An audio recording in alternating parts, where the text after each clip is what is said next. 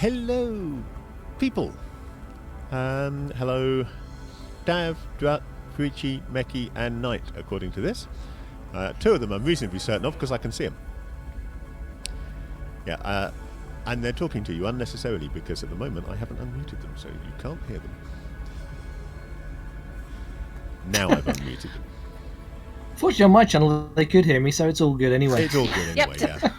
So, first thing, I want to apologise for the fact that the lip-syncing will be terrible here tonight. Just imagine you're watching a martial arts movie or a foreign programme on Netflix or something like that. Basically, we're getting the sound through Discord, but the video through VC, so they're not in sync. However, what this does mean is that we are in the Peanut Gallery on Discord. If anybody using our Discord wants to pop in and talk to us, yes, it could use some trimming, Fruichi, you are absolutely right. However, this was set up extremely quickly and is only ever going to be used for this one stream, so I couldn't be asked. Thank you. So yeah, we're in the Peanut Gallery in Discord, so if anybody wishes to discuss the game with us while we're going through character creation, or indeed if anybody's interested in playing and wants to sort of, thinks, oh, actually, this is looking really cool, I'll jump in, get a character created, and join. Yay. Yes, I know it doesn't take a lot, Fruichi, but I still couldn't be asked.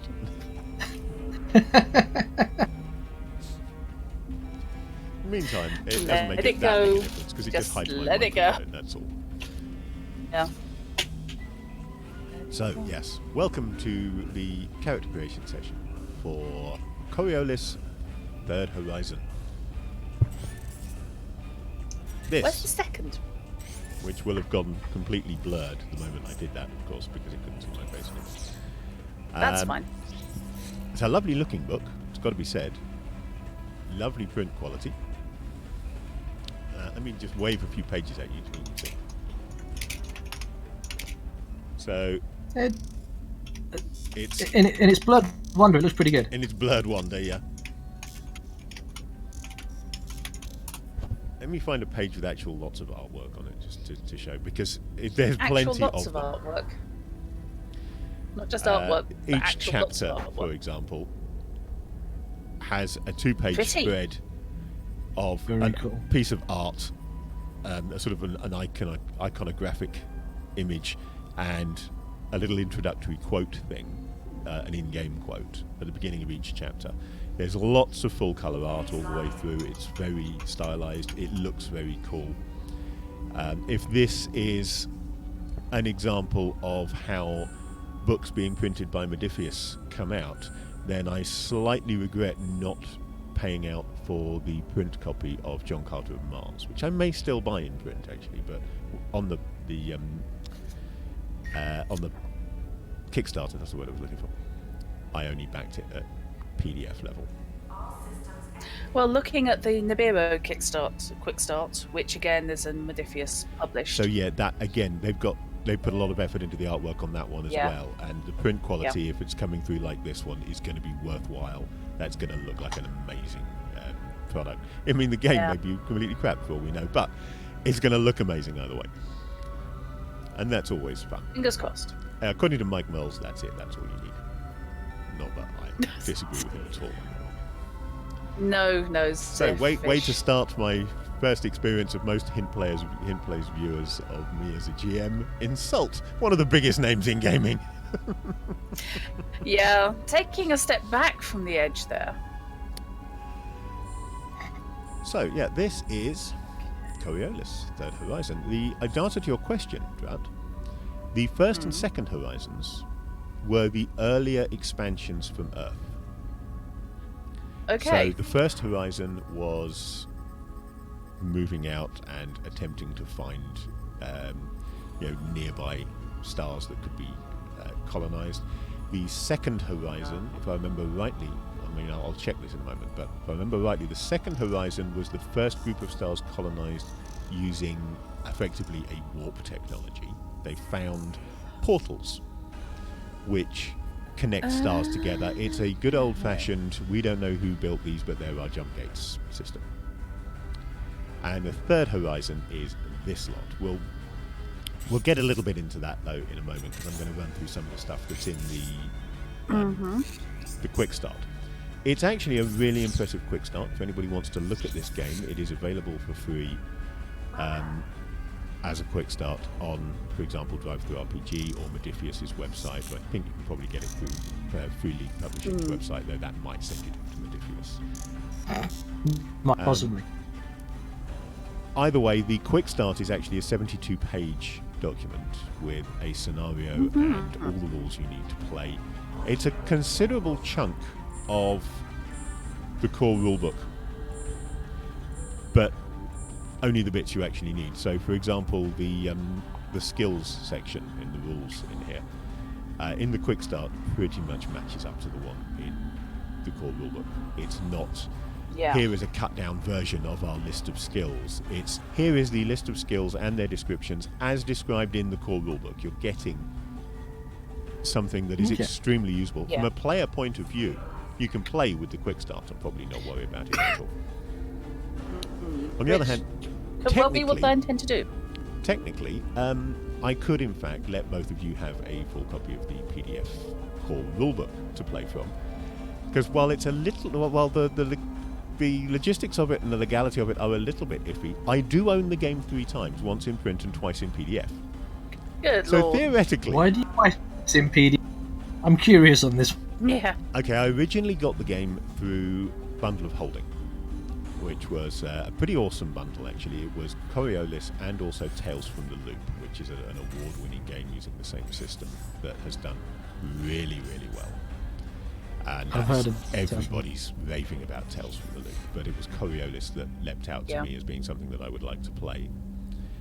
And that gave me Coriolis, Tales from the Loop, and a bunch of supplements between the 2 games.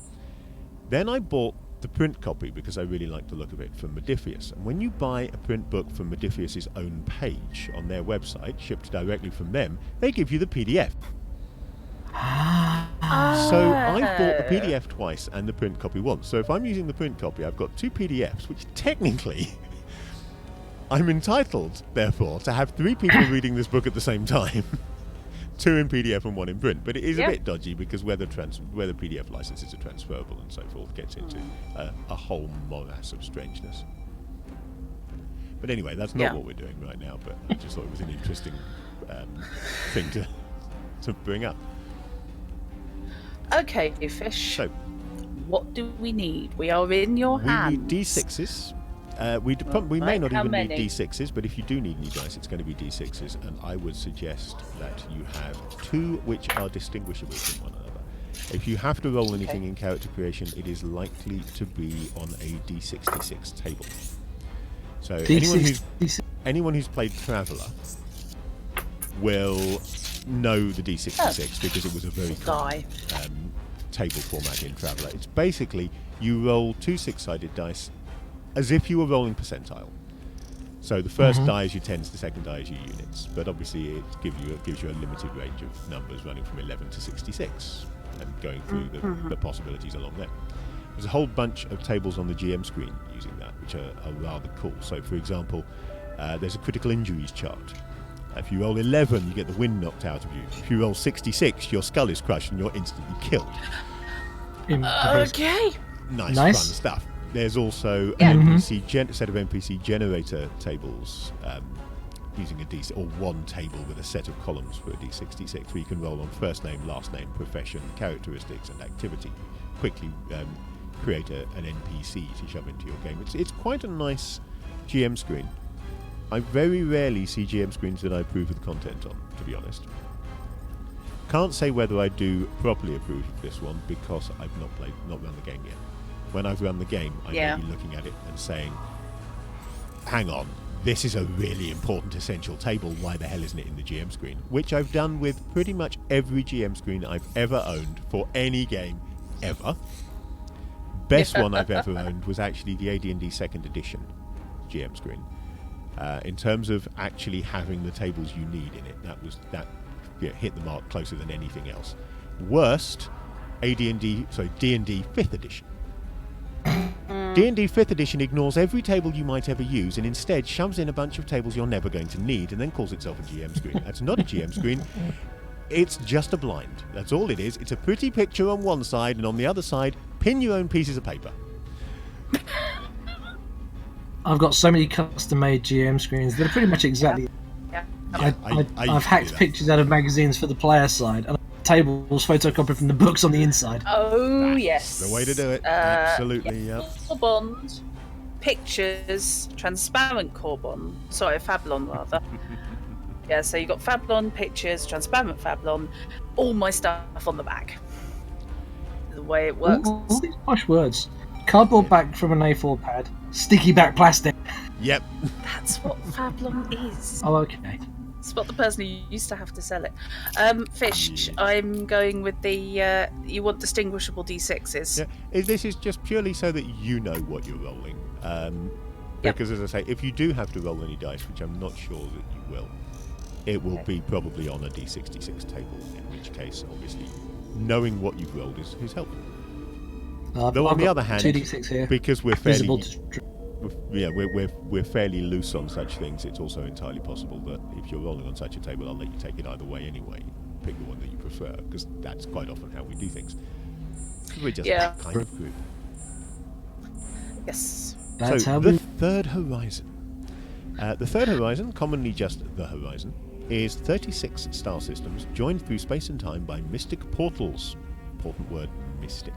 It's Arabian Nights in space here. These are not Stargate-style portals. These are definitely mystic portals. The mystic, the other world, the supernatural, is a big deal in this game. One of the key mechanics is that you can pray to the icons, which are the gods of this setting, pretty much at any point during play for an effect, an immediate effect. Okay. But I'll get onto that in a little bit when I explain the mechanics of it. The Horizon of today is a melting pot of different cultures, peoples, and factions.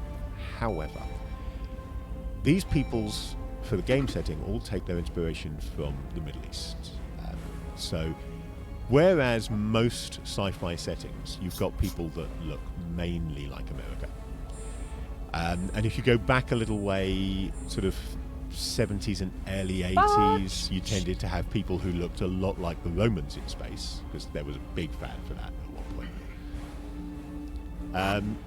This one, you're looking at emirates and caliphates and people in Jalaba and so forth, wandering around being kind of funky and Sinbad in space, which immediately I thought, Sinbad in space, I can go for some of that. That sounds good to me. I can get behind that, yes. I strongly suspect I'm going to poach your name from the Protector. Fair enough. So, many hundreds of years ago, two colossal colonization vessels left Earth. Their names were Zenith and Nadir, and their destination was the star Aldebaran, or Aldebaran, or however you want to pronounce it, because I've heard dozens of different pronunciations. Colin will do. The crews lived their lives aboard the ships through centuries of deep space, so they were generation ships. We all know about generation ships, I assume, because we all are into sci-fi, otherwise why are we interested in Coriolis? We've all played ED, we've seen what happens to generation ships. Yeah. It's never pretty. Somewhere along the way, what happens to generation ships happened to the Nadir. It vanished, never to be seen again. No one knows what happened to it. The Zenith continued alone and finally reached its destination.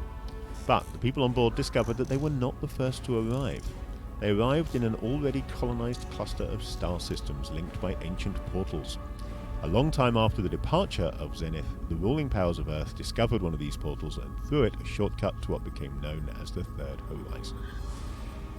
That's embarrassing. That's where we are.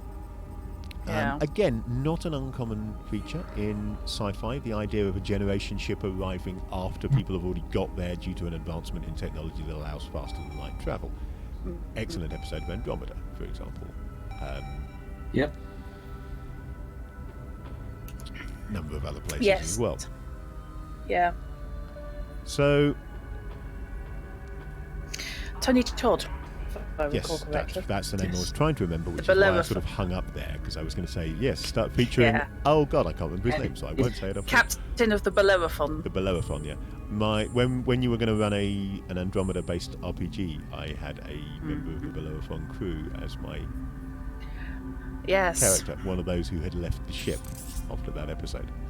Yeah. I thought it was an interesting idea, a character from that much further back even than Dylan. And out of time. Yeah. It would have been quite fun. I still would, at some point, it would be nice to be able to run that, because I had some good plots for it. It would be cool. Or just reskin them or do them in something else. Okay. So the first and second Horizons. Let me just quickly look at this. Let's see. Right, mankind has discovered a remnant from a highly advanced culture which they named the Portal Builders, because they're very imaginative that way. The portals opened the way for humanity to travel to the stars, and a new golden age began. Colonization vessels sought out distant stars, establishing the first and second horizons. So I had misremembered. In fact, both the first and second horizons were created through the portal, were established through the portals. Finally, the third horizon was reached, and it became a haven for radicals and free thinkers from the first two horizons. Earth-like worlds were discovered and colonized, massive palaces and temples erected, civilization slowly spread across the third horizon. Then, as always happens when people are concerned, it all went to shit. And the portal wars began. The first horizon wanted to reclaim the systems that had freed themselves, so a war started as a result. This lasted for several years and ended with the third horizon cutting itself off from the first and second horizon. The portals will operate between the worlds of the third horizon, but will no longer travel to the second or first horizon, or indeed Earth. So the third horizon basically picked up its ball and went home. It did indeed, yeah. Stabilizing. When the silence after the war was at its deepest, Zenith finally arrived in the third horizon. This massive arc ship found its original destination world already colonized by the lords and emirs of Dabaran. They've dropped the Al from the beginning. So, Aldebaran, Aldebaran, however you want to pronounce it, is now just Dabaran. After travelling the war-torn horizon, Zenith decided on the cluster's central system, Kua, as its new home. However, a mutiny aboard soon divided the crew. People. Everything goes to shit when people are concerned. We know this. Yep. Any system, no matter how good. So what happened? It split along the following lines. The captain's family fled the ship and settled on the planet below. The remaining colonists cannibalized the ship, rebuilding it into the space station at Coriolis, from which the game takes its name. And there is an excellent map, which unfortunately you don't get in the PDF. Let's see if I can actually show you bits of this map at least. Oh. Good. That's big. So we've only got a small part of it really, because that's just a slice through it for those two sections, but we also get the edge on. There's a poster map available that has the Coriolis on one side and the third horizon on the other side, and it looks to be really rather cool. But unfortunately, that's only available in print, which means that both the map of the third horizon and the map of Coriolis can only be obtained in print form. If you buy the game purely in PDF, if you're in a country where you just can't get hold of the print copy, you'll never get those maps. This, to me, is a flaw in the system. They need to address that. Yeah, that's a shame. But there you go, because they're really nice maps. And the poster map looks very good. I'm probably going to pick it up at some point. I almost bought it at the same time as the book, but it was enough to up the shipping cost, so I didn't. And now I regret that. So the Coriolis station began a new era in the third horizon, a time for trade, reawakening, and peace, ostensibly. However, the descendants of the crew of the Zenith, this being a generation ship, all the people who actually arrived had grown up on the ship. They'd never known anything but space. They called themselves Zenithians, and the people from the original colonization via the portals called themselves the First Come. The Zenithians, despite the fact that the First Come had already inhabited, colonized the area and developed their own culture and even fought a war to keep the place, the Zenithians nevertheless started to take over upon their arrival. And they do now rather dominate.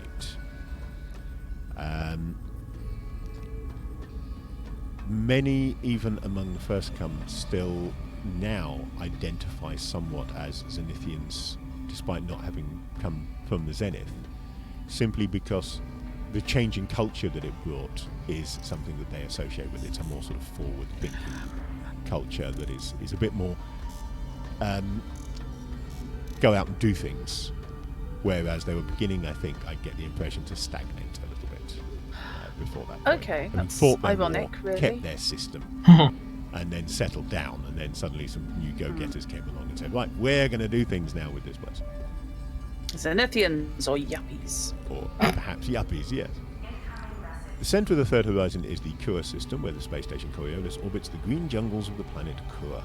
The system is also home to the burning hot... we don't really need to know about these. There's some other planets, an asteroid belt, stuff like that. Most of the system's inhabitants live on the planet Kua, many dwelling close to an ancient wonder left behind by the Portal Builders, a gigantic monolith made habitable by the Zenithians, or in the industrial conglomerate that stretches along the planet's equator. Are we talking big chisels, hollowed out monolith, or are we talking on monolith? I haven't... Or are we talking that's badly phrased? I think the monolith was possibly hollow to begin with. I'm not sure. I haven't properly looked up Kua, partly because the scenario that I'm going to be running takes place in Dabaran, so I was more interested in what Dabaran was like. Okay, that's fair enough, no trouble. Yeah. It was just purely a... We can revisit that later. Yeah, this is something that isn't important for the moment. When the Zenithians founded Coriolis, they sent word out, and effectively they created what, to all intents and purposes, is a Third Horizon's UN. They created sort of a council, the members of which are known as the factions.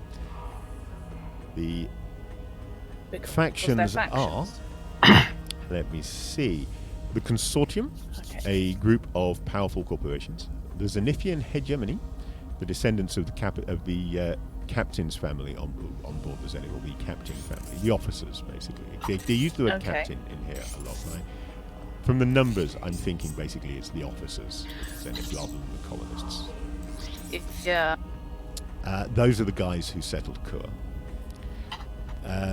The Free League, which is a union of free traders, the mercenaries of the Legion, the secretive Draconites, the divine Iconoclasts. They call themselves secretive.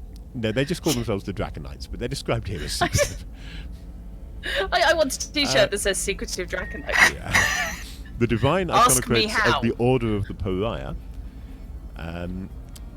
Arlem's Temple with its courtesans and philosophers, and lastly, the Church of the Icons, which is the People's Church.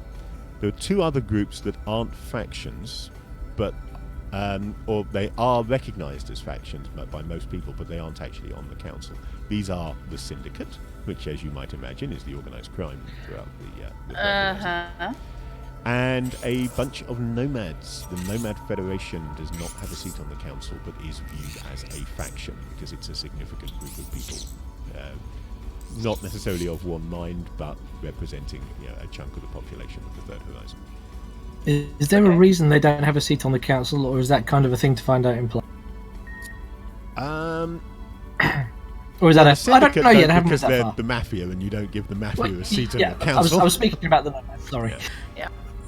The Nomad Federation, I suspect, don't have a seat on the council primarily because they are essentially a first-come faction, and they're not representing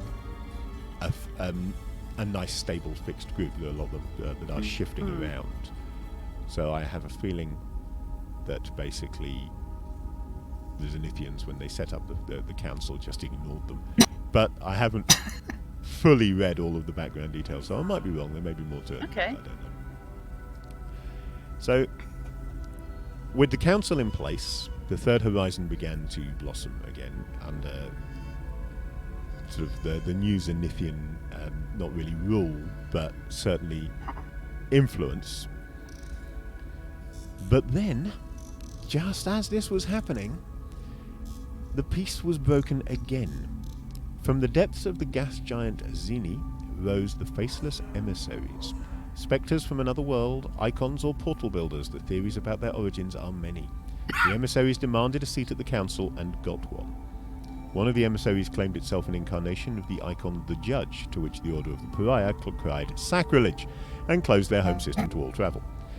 A new age of shadows and suspicion has dawned, and the people of the horizon all wonder what is the true agenda of the emissaries. So, the Order of the Pariah is going to end up in a cupboard just going, no, I'm not coming out. Yeah, the Order of the Pariah basically just fight everybody as far as I can tell. So yeah, that's the basic arrangement for what we have in the Third Horizon, which should give you enough of a basic background to start thinking about what we want in the way of characters. At which point I have to swap books. And we are the crew of an explorer ship, aren't we? Right, yes. The first part of creating your characters in this game is that you start out creating a group.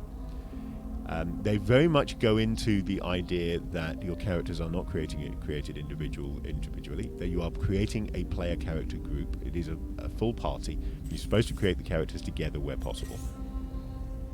And creating a group runs through the following steps. You first pick your group concept. Well, in this case, because I'm using the characters from the quick play, it's done for us, which is Explorer.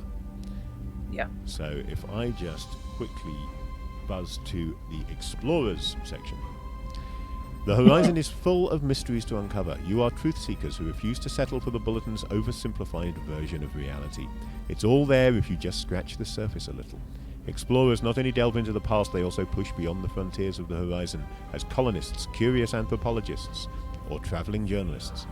As explorers, you dig through the frozen ruins on Surta, the remnants of the portal builders in the jungles of Kura, or search for forgotten colonies along the Enau Arm.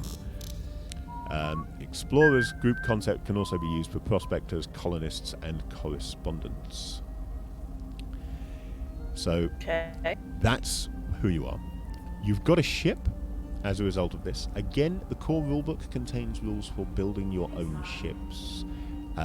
Part of creating a group is you can actually design your ship during character creation as part of your group creation. So you decide on what your concept is and you build the ship that this group hangs out on. In this case, you have actually got one of the pre-designed ships from the game. Unsurprisingly, they've given you that. Let me just find the deck plans in the rulebook. Wave it inefficiently at the camera. Which will blur it because you can't see your face. No, it's actually okay. Blurry thing where you can't see my face.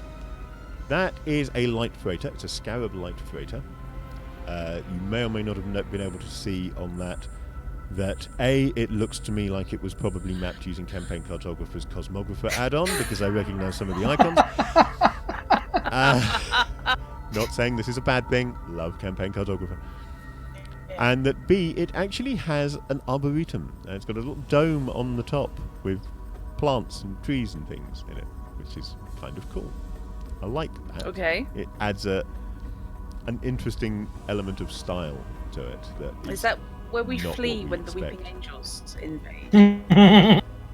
Yes. Yes, it is. Don't blink. So that's the ship that you have got.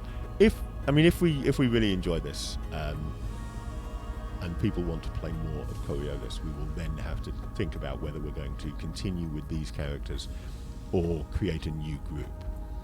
Or possibly create a new group with these two characters that you're going to create now as its core. But maybe a different group concept. But for now, this will do. You are part of the crew of this ship, whose name I can't remember off the top of my head, but is a Scarab class freighter. So once you've done your spaceship, you get to pick your group talent. This again, surprise, surprise, has been done for you. Mm-hmm. And if I just jump to one of the characters, I can then tell you what the group talent is. It is that you are truth seekers. Okay. Truth seekers. That sounds vaguely religious. It does, doesn't it? Let me just look up truth seekers in the group talents. So as explorers, you had 3 talent options. You could be seasoned travelers, you could be survivors, or you could be truth seekers. As truth seekers, you can find important information or get a clue from the GM without rolling dice. The information must be important enough to enable you to overcome a minor obstacle or challenge in the scenario. I get 1 darkness point if you use it. Darkness points, again, I will explain later on, but a lot of the things that you can do in this game, including praying to the icons, give me darkness points. And then I use those darkness points for various mechanisms in the game. They kind of remind me of the way the threat dice work in Axe. But, you can do stuff that give me points that I can then use to do shit. Or like some of the chips in Deadlands. Yeah. You can only use Truth Seekers once per session, and that's for the entire group. So it's very much, and if we're going to use it, we need to agree we're going to use it type ability. Yeah. I think pretty much all the group talents work that way. So that's your group talent. A potentially useful talent indeed.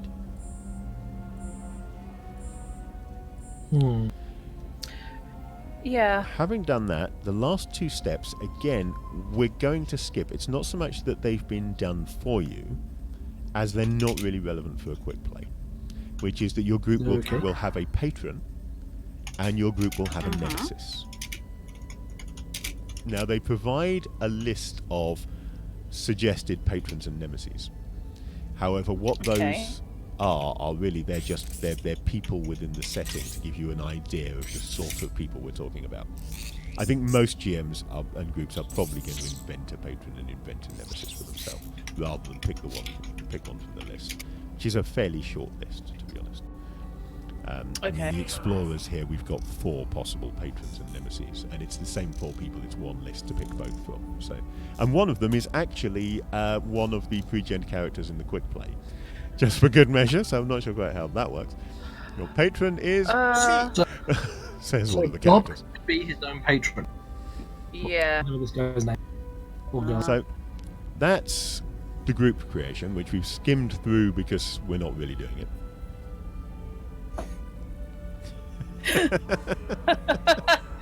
But is that really a big problem that the entire party would need to solve?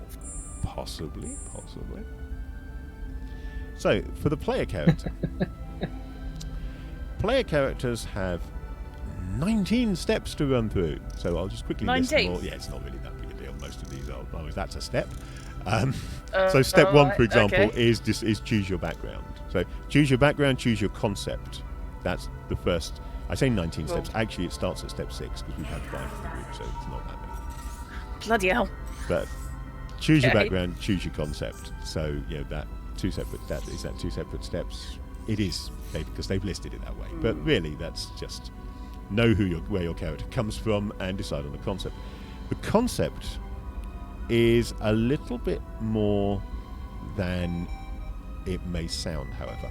They use the term concept in this game for what are effectively, it's not quite classes, it's more like template character creation.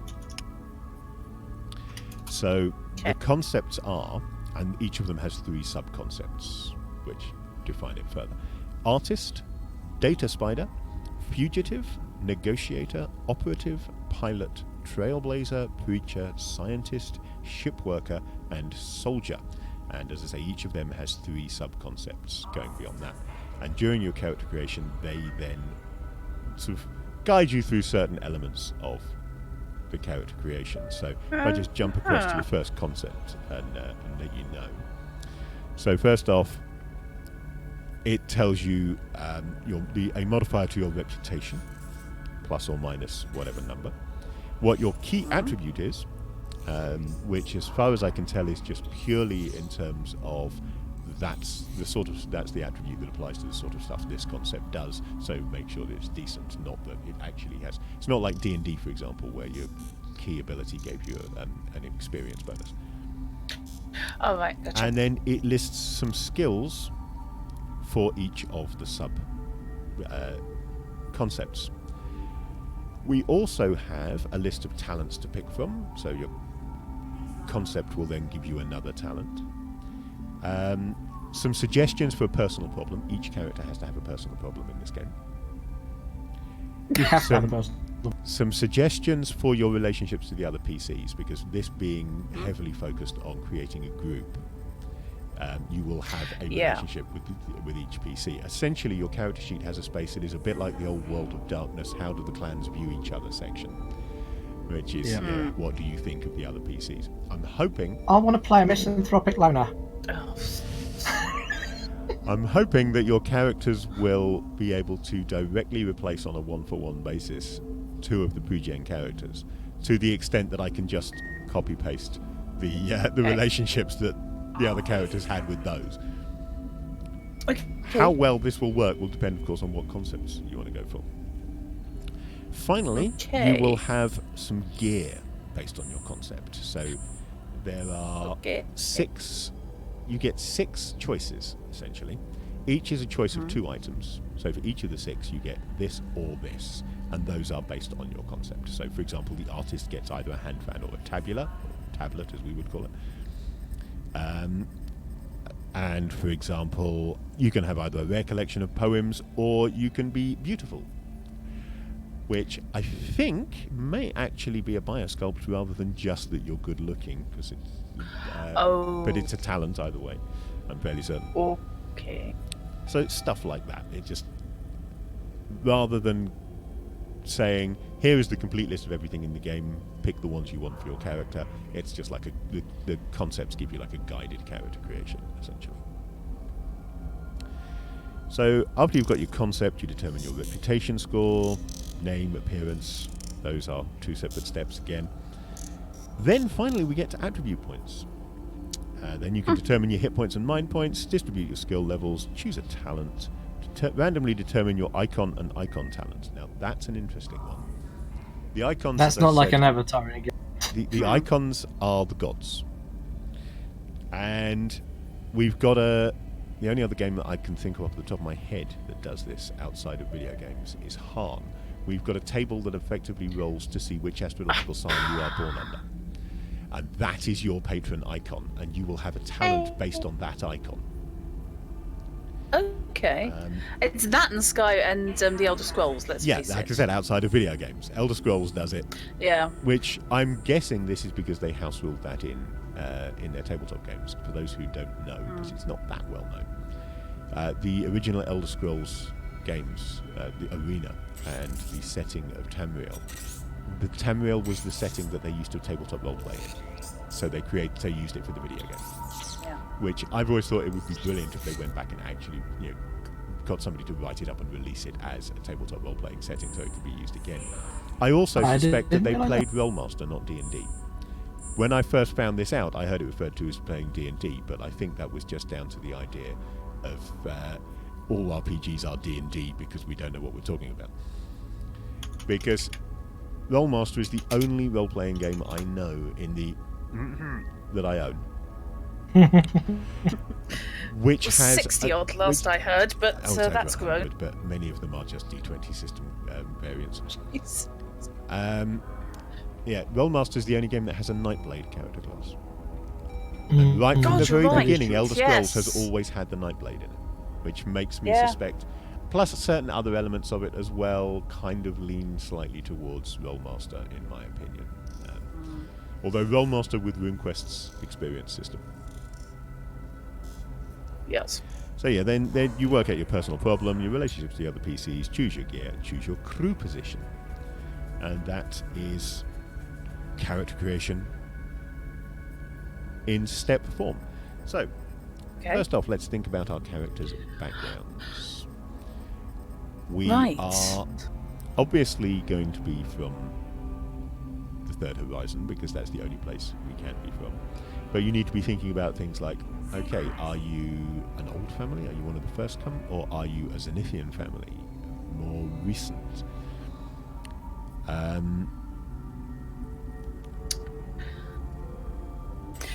The first come have been living in the Horizon for hundreds of years, but have been isolated from each other for a long time. The Zenithians are newcomers who've opened up the trade routes and furthered contact between the systems once again. There is a table for home planet. I'm tending towards Zenithian at the moment. I was thinking the same. So they seem more inclined to be the explorer sort. Yeah, that makes sense. No, Meki, as far as I can tell, it's each individually picked background. No, this is just... We're onto the character now. We've done the group. We're now looking at each character gets a background. So we've got a home system table. As written in the rulebook,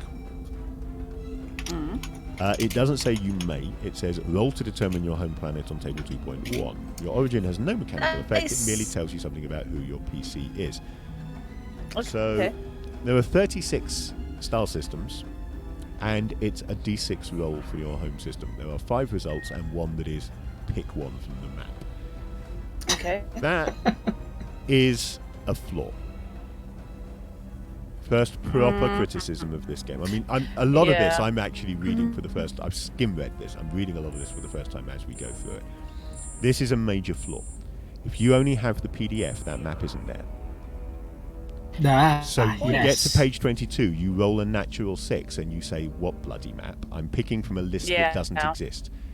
That, Modiphius and Free League, is a flaw. You might want to address that. That is a problem, yes. Yeah. I'm guessing this question has been asked a few times on their forums. Yeah. One would hope they realise that and put the PDF map out either as a very cheap or free. Yeah, well, I mean, the game's been out. Well, it was nominated for an award in 2017. I don't think it was officially released until 2018. But even so, we're in 2019 now, and that map isn't available as a PDF. So yeah, see, this is when scans of PDF material comes out. It's not scanned material. It's created from the original digital file. It's clearly the file that is sent to the printer, converted to a PDF. No, I mean, this is where people attack their rule books and scan them. But it doesn't feature that map, unfortunately. No, so that's weird. That's a very strange omission. That's an oversight, which I am willing to forgive because it's a lovely looking game, but it is definitely a flaw. Yeah, being picky and looking at the bad sides as well as the good sides. So the other thing that I should mention is that there is the option to be a humanite. Now, humanites are all first come. Okay. Because what they are gene modded. They are people who have been, they've been here for hundreds of years, these races, and they have adapted to the environment. There are 3 types of humanite, each of which gets a talent as a result. One gets pheromones, the second one gets resistant, which I'd need to look up to see what it is, but I'm guessing they're just a bit tougher. And the last one get water breathing. They clearly come from a water world. Okay. However, Kevin? There are penalties for being a humanite. Hate you. And you can if you want to. No. If you play a humanite PC, your starting reputation is halved. Your reputation, by the way, is determined by your upbringing, which is effectively you are going to be either plebeian, stationary, or privileged. Plebeian, not surprising, that's just the regular guys. Stationaries is the name used for those who actually grow up on a space station. Major space stations or asteroids. And the privileged, obviously, are the nobility and the high-ranking bureaucrats. Your Grand Vizier and his family would be privileged. So that determines your initial reputation. Then it's modified by your concept. And if you're a humanite, it's halved. Because humanites are not looked on quite so well. They're not pure blood. I think personally I wouldn't want for my first character to be something overly complicated. So I'll probably avoid the humanite initially. Okie dokie. I might be tempted to look at a humanite as a second character or backup character, but probably not from the get. I mean, if we enjoy this and decide to play more of it, I'm quite happy to continue either with these characters or with new ones, depending on how we feel. So, hello. I can hear you. Yeah. I couldn't. Okay. Okay. Can you hear me? I can hear you. Okay. Yeah. Can you hear me now? I can Yes. hear you now. Yeah, you dropped out in the last sentence. Right. So, was yeah, that must, silence. I think it must have been at your end, Okay. since Knight could still hear me. But rather Yeah, implies that's it wasn't fine. mine. That's cool. Your Don't get defensive. Your upbringing also determines the number of points you get to spend on attributes and the number of points you get to spend on skills. It basically comes down to, if you're plebeian, you have more attributes, less skills, lower reputation. If you're privileged, you have less attributes, more skills, high reputation. And then the stationary is somewhere in between the two.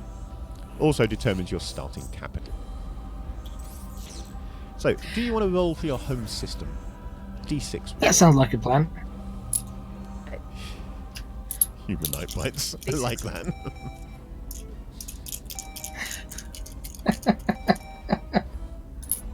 I knocked over the bottle I had at my feet. Right, I got a 1. 4. Right, okay, let's get me Oh, pad Meckie's so I can rolling. keep track of all this.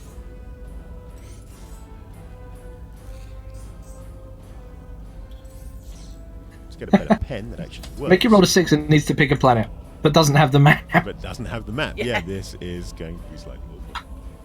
Oopsie. Giggles when it's cold in here. Right, what did you roll? I rolled a 4. 4. Ah, local girl.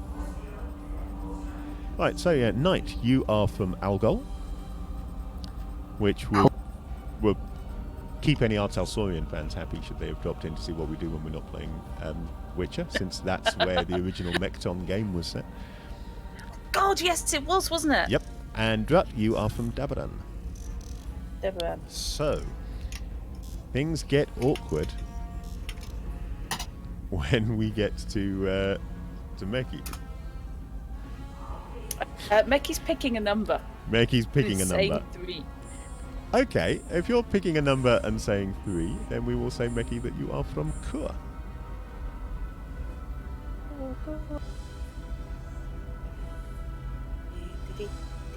And if you are Zenithian, then that means probably you're actually from the station itself, so you would be from Coriolis, almost certainly. Though I'm not going to ban you from being a plebeian or a privileged if you want to be, but the default there is likely to be stationary, because Coriolis is the obvious choice for Zenithian.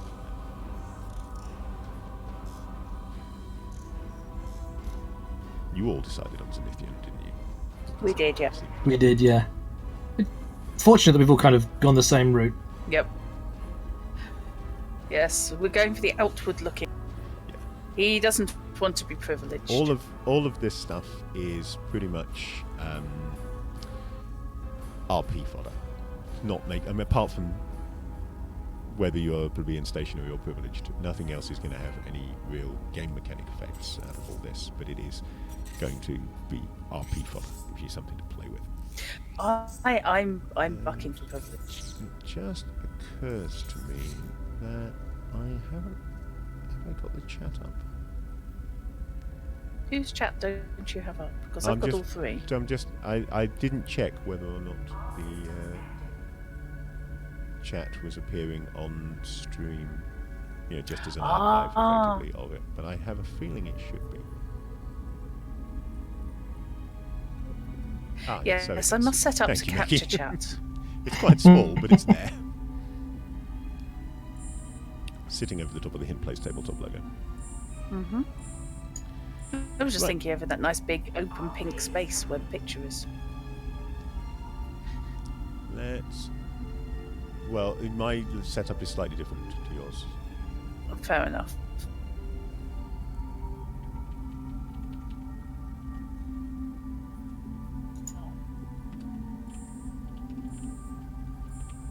I'm making stuff up now because I've got no idea without actually looking what the inhabitants of these worlds refer to themselves as. I may need to change this when I find out, but for the moment I'm noting you down as Drat being Dabarani, Nightbites as Algolian, and Mechiador is Kuan. Yeah. The hell's Can I that? just anybody calls me Debbie, and they're going to be having work. Basically where you've got a big gap on yours to the right of me, Drud. Yeah. I've got a couple of things. Somewhere amongst the tabs I have open, an advert just played, and I have no idea where that came from. Oh, that's always fun. So apologies to anyone listening that just heard the advert. No idea where that was. Right, so, Night Bites. Algol is a planet of rebels, ruined by heavy industry and under draconian consortium rule. Draconian rebels, you say? Well, it's under draconian rule from the consortium, which are the corporations. So the rebels presumably are rebelling against the consortium on this planet. So that's your geographical background. You may well have left because you want nothing to do with that rebellion, or you may have left because you were a little too involved in that rebellion and decided it was time to be somewhere else, or for one of any number of other reasons. Kua is the centre of the horizon, home to the space station Coriolis, so we already know that's the political centre of the third horizon these days, because the council is based on Coriolis. And there is the Zenithian nobility almost down on the planet in the form of the captain family. Which again, that's the two obvious options in Kua are privileged on the planet or stationary on Coriolis. But you could be a pleb anywhere, because everywhere there are plebeians. We know this. You just like saying the word pleb on a regular basis, don't you? It's fitting. And finally, Dabaran. Now, I was reading up on Dabaran. You're going to like this. Okay. Dabaran really should be like almost the default place to play if you really want to do your whole Aladdin, Sinbad, Arabian Nights thing. Excellent. It's a barren desert with ravines, seraglios, oasis gardens, and domed palaces. Wow. Yay. And it is the star system that you will be starting in, as I say. So, Cool. Knowing that, you each need to decide whether you are a plebeian, a stationary, or you are privileged. I was thinking privileged. But I will, of course, allow Meki to choose. I think it was privileged from the get-go in my head. I have an idea kicking around for this person. Okay. I don't have an idea, so remind me again of the difference between the stationary and the privileged. Privileged are essentially nobility. Stationary... Really, stationary, most people raised on major space stations and asteroids. So it's not so much a social status like the other two, it's more down to where you came from. So you're definitely coming from Algol, but you could have been raised on the planet itself, being either plebeian or privileged, or you could have been raised on an asteroid mining station within the system, or just on a station orbiting Algol itself, or I don't know, I haven't checked yet whether there are other inhabited worlds within that system. I don't think stationary would fit, but I'm not entirely sure I want to be a plebeian, so that kind of leaves privileged. Okay. This could be interesting. I like the idea of I'm starting to like the idea of someone that was privileged but fighting against the consortium and then having to leave. Rebelling against Mummy and Daddy in a big way. Oh God, it's Blake with parental issues. Blake, I like the idea of Blake with parental issues. Oh, like Princess Leia. Oh, Princess Leia, yeah. Yes, I like Mickey's.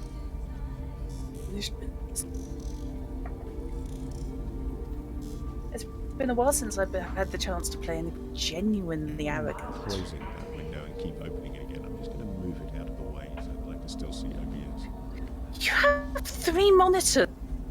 You should be able to find enough Real Oh, estate. come off it. Yeah, I mean, okay. the I did more monitor real over estate. there is I'm not running the providing game. Sirenscape sound for people on stream. You can't hear it because we're Yeah. playing over Discord and that's a pain in the arse. However, the people on stream can hear Sirenscape, which is doing some... I'm currently using a Starship setting that I have from Sirenscape, so it's got sort of like the spacey background noise and engine resonance and stuff like that. And an occasional comm voice and user interface sounds that are all a bit Star Trek-y. Mm-hmm. I thought that would work quite nicely. Then I've also, of course, got the 4 tabs that I have open in Acrobat Reader on that screen as well.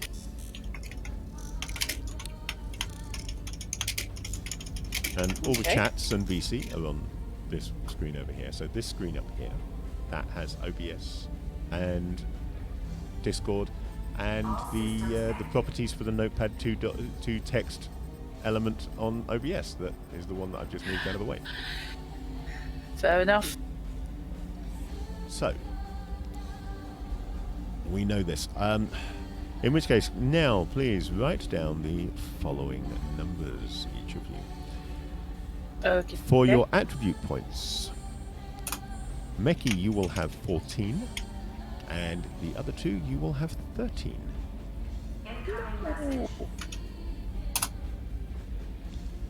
Skill points for Meki will be 10, and for the 2 of you will be 12. Reputation, Meki will have 4, and you 2 will have 6. Sorry, you broke up on the start of that word. Reputation. Reputation. Right, okay. Is that 6, did you say? Mm-hmm. Yeah. Okie doke. So, next thing is our concept for the character, which, as I said, you can think of this as sort of like a character creation template or almost a class, but you don't level up in a class. So it would be a class if you then ignored it beyond first level. Just to let you know, the 5 characters that are already in the scenario, which you will be replacing 3 of. We have got a scientist, to be precise, an archaeologist. We've got a pilot with the fighter pilot sub-concept. We've got a soldier with the legionnaire sub-concept. An artist with the courtesan sub-concept, because the makers of this game are fans of Firefly. I find it odd, actually. In the references, they list 3 things for possible inspiration, things to watch, to get into the feel of it. And the third one is Firefly. And none of them is Dune. This is based on the Arabian Nights, so we've gone for inspiration with the one that uses China. Not the one that has basically got the Taliban as the good guys. Yeah. And now I need to watch Dune again. Thanks for that. But yeah, there you go. Oh, which one? The movie or the mini-series? I haven't seen the miniseries, but the director's cut of the movie is one of my favourite films. It is I will good. confess. The mini-series I can recommend. Very, very, very good watching. Cool. And we have got a ship worker. Though the ship worker is not listing a sub-concept for some reason. Let's see whether the other description... He's a machinist. Okay. So that's the characters that it gives us by default. If you weren't creating your own, that would be the characters that you'd be either choosing from or me issuing at random. That doesn't mean to say that you have got to create a character that will directly replace one of those. You're going to be replacing these. The closer they feel to one of the characters in there, the easier it is for me to decide which one to replace, and obviously the less modifying we have to do on the relationships. But that doesn't mean that you need to try and do it that way. I was actually thinking of an archaeologist. Ah, that would be cool. Yeah, you could replace Dr. Wana quite happily. complete with satchel made out of a gas mask bag and a or possibly And hot don't pants. forget the twin pistol. Yes, don't forget the pistols. Yep. Lots and lots and lots of Yeah, pistols. why limit yourself, however? Have a bullwhip and pistols. And a hat and hot pants. And some form of t-shirt, I hope, because otherwise those back-to-back straps are going to do something Well, wrong. you've got options to go with there, you see. Whether you're going with the tight fitting or you're going to go with the shirt. If it is the shirt, how many buttons are undone? Because that does vary from time to time within the films. Anyway. Occasionally from shot to shot, yes. Yeah, good point. But yes, I did loosely have an archaeologist Okay. in mind. So if there's one there that I can substrate in, that would be ideal. We have got then. I was kind of thinking pilot as well. Wasn't necessarily thinking fighter pilot, but pilot of some. Well, that's cool. There are 3 sub-concepts for pilot. You could just as easily go for driver or freighter pilot. Though if you are going to go for driver, obviously you still need to learn how to fly a ship, otherwise we're in trouble. I, meanwhile, have to spell archaeologist correctly live on stream. It's always fun. Please tell me it's written in the book. It is written in the book, and I've already got it wrong. I try and avoid spelling anything live on stream if it's I like usually more than spell one syllable. archaeologist Phil. But that's just because I'm a time team fan. Yes. Archaeologist is Phil. I refuse to be called Philomena. Whirlies. Okay, so do you want a little bit more information about the pilot sub-concepts before deciding? Yes, please. Can you tell me a little bit more about the fighter and the freighter pilots? I'm obviously not interested in the driver because that's not really a pilot. Yeah, they've just sort of grouped it all together because it kind of makes a bit of sense. So, fighter pilot, you can afford to be cocky and obnoxious because you know that in the cockpit of your fighter you are a god. It's fucking Midas! Oh. Apparently, the fighter pilot is Midas! Perhaps your ship is a torpedo boat or a breach pod. Maybe you're a corsair hunter or a dogfighter ace. I'm a Freighter leaf on the pilot. wind. You travel the horizon's trade routes in a freighter. The dark between the stars doesn't scare you. You could be a free trader, a dust trawler, a bulk hauler pilot, or an ice miner. If you merge the two together, you become an elite dangerous commander. Yes. Oh, you know who it is? It's Flashheart from Blackadder Goes Forth. The fighter I thought that pilot. was Midas. I thought we were talking about. Well, I mean, yeah, there was a good point. degree of Flashheart in him, in my mind. I don't know if Whoa. anyone else saw it. Oh yeah, Like actually, young Flashheart, yes. the TV Everything series. but the thigh slap. Yes. That's only because the camera doesn't go low enough. Cam! Maybe Oh, leaning yes. towards a male courtesan. Yeah, he's also boobed, so give him a sec. Yeah, I think I will go with the fighter pilot. Okay. Oh. I'm sorry, you're giving me something bigger than fighter? Great, hope everyone's strapped in because we're still flying it like a fighter. Excellent. I remember when I was in the Air Cadets going up in a train when the pilot was a fast jet pilot. Oh. I'm sorry, we're off the ground. Great, hard bank. Oh, jeez. Okay, so That's while we okay. wait for Mickey to pop back, I will give you your reputation modifiers. No modifier Okay. for a pilot, so your reputation so far tonight is still 6. Is 6. Assuming these are in alphabetical order. Yep, right. Scientist gives you a +1 reputation, so Druck, you have a reputation of 7. Woohoo. Very nice. Noting down my Yes. mods at them. I'll toss Your- them at the end. Key attribute will be wits.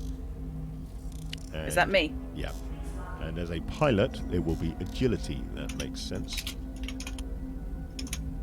Let me just quickly check whether there is a note about key attributes doing anything other than being useful to you.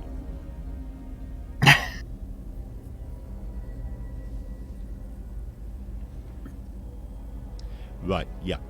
Your attributes have to be between 2 and 4, except your key attribute, which may be 5 if you wish. Doesn't have to be, but it can be. So that key attribute does make a difference in terms of you get a +1 to the possible max. Right. Translation: how many people are just going to sling 5 level key attributes? 5 into the key attribute and then decide what else they're doing, yeah. Yeah. Okay. I will at this point run through what the attributes are. Okay. There are only 4 attributes in this game. These are strength, agility, wits, and empathy. They pretty much do what it says on the tin.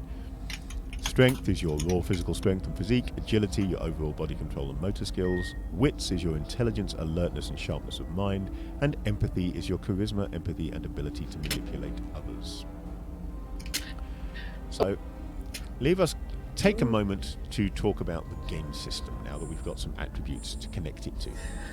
This is a dice pool based system. It uses normal d6s, and whenever you make a roll, you are rolling a number of dice equal to your attribute plus, if applicable, your skill, and you're looking for 6s. The game only cares about 6s. So to succeed, you need to roll at least 1 6. To get a critical success, you have to roll at least 3 6s.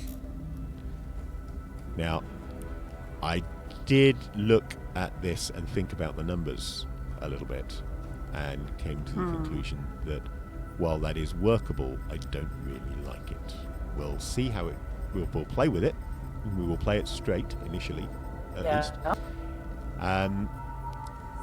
But I'm not overly happy with those numbers. For starters, they are ignoring, quite deliberately, one of the biggest advantages of a dice pool-based system, which is variability of success. 2 successes should be better than 1 success. 3 successes should be better than 2 success. 4 successes should be better than 3 success. In this, 1 and 2 are identical. Anything 3 or above is identical. There are specific mechanics which relate to the number of 6s that you rolled. But as a general rule, it's just 1 or 2, 3 or more. And I don't like that. I feel that there should be a bigger difference. But that's something that can easily be not even house ruled in, but just interpreted by the GM in terms of narration. So you can easily get around that. 2 players have a go at doing a thing. One rolls 1 6, the other rolls 2 6. You give the one who rolled 2 a slightly better result, even though the game system doesn't say you should. That's easy enough to get around. Secondly, the lack of a target number, or a fixed target number, removes a lot of the versatility from a dice pool based system. Again, going back to World of Darkness, which we mentioned earlier, the original World of Darkness game system and the original Shadowrun game system both used a dice pool with a variable number of dice in the pool and a variable target number, and as a result you've got a very versatile system that could cover whatever you needed it to cover. Once you take out one of those elements, once you either standardize the pool or standardize the target number, you remove some of that versatility. If I want to change the number of the difficulty of something in this game, I have to add or remove the number of dice you're rolling, and that's as far as that goes. And that's not, to me, a good versatile system. It's playable, it's quick, but it can get a bit annoying. If you want to reliably get a critical success, statistically, you have to be rolling 18 dice. Because you've got a 1 in 6 chance of getting a 6, and you need 3 6s. That's 1 in 18. Yeah. So normal this people means that would have to roll 18 dice. Just need to roll 3. So in a game where the best of the best of the best, maximum attribute, maximum skill, is rolling 10 dice, nobody can rely on a critical without additional dice coming from modifiers. That's without having played it yet. that's my first concern about this game system. This is one of the things that stopped me from buying Mutant Year Zero before I picked this up, because I've been looking at the Mutant Year Zero game, which uses the same game system. This is known as the Year Zero system because it came from Mutant Year Zero. I really like the look of Mutant Year Zero, but I don't like this game system particularly. So I'm really happy also to be giving it a go, to be playing it, see whether it works better than I expect it to. And it's certainly, even if it doesn't work better than I expect it to, would be salvageable, but it's just how much house ruling I will take to salvage it. I did a few test rolls in Fantasy Grounds. I rolled 5 dice, which seemed like a reasonably ordinary, not your main skill, but the sort of roll people might be making a lot, based on 2 to 4 in attributes, and a skill level of 2 is kind of like, yeah, okay, I'm not a beginner, but I know how to do this. I'm not great, but I know. And I made about 5 test rolls using 5 dice, and I didn't get a success on any of them. Now, admittedly, that's my dice. Even in Fantasy Grounds, my dice are terrible. We know this. But it did concern me. You can expect NPCs to be massively incompetent in this game. So, Mekidor, let me quickly run back over what you missed, which was just what the attributes are. The attributes are strength, agility, wits, and empathy. So, for the heart of thinking, will you elaborate on what wits cover? I'm just going to actually write the attributes up on screen for good measure. That's probably a plan. Should have thought to do this before. Didn't. Yeah, it happens. My multitasking is not really up to typing and talking at the same time. I'll end up typing whenever I'm talking. And as it is, we've apparently got the less common attribute of strength in this game.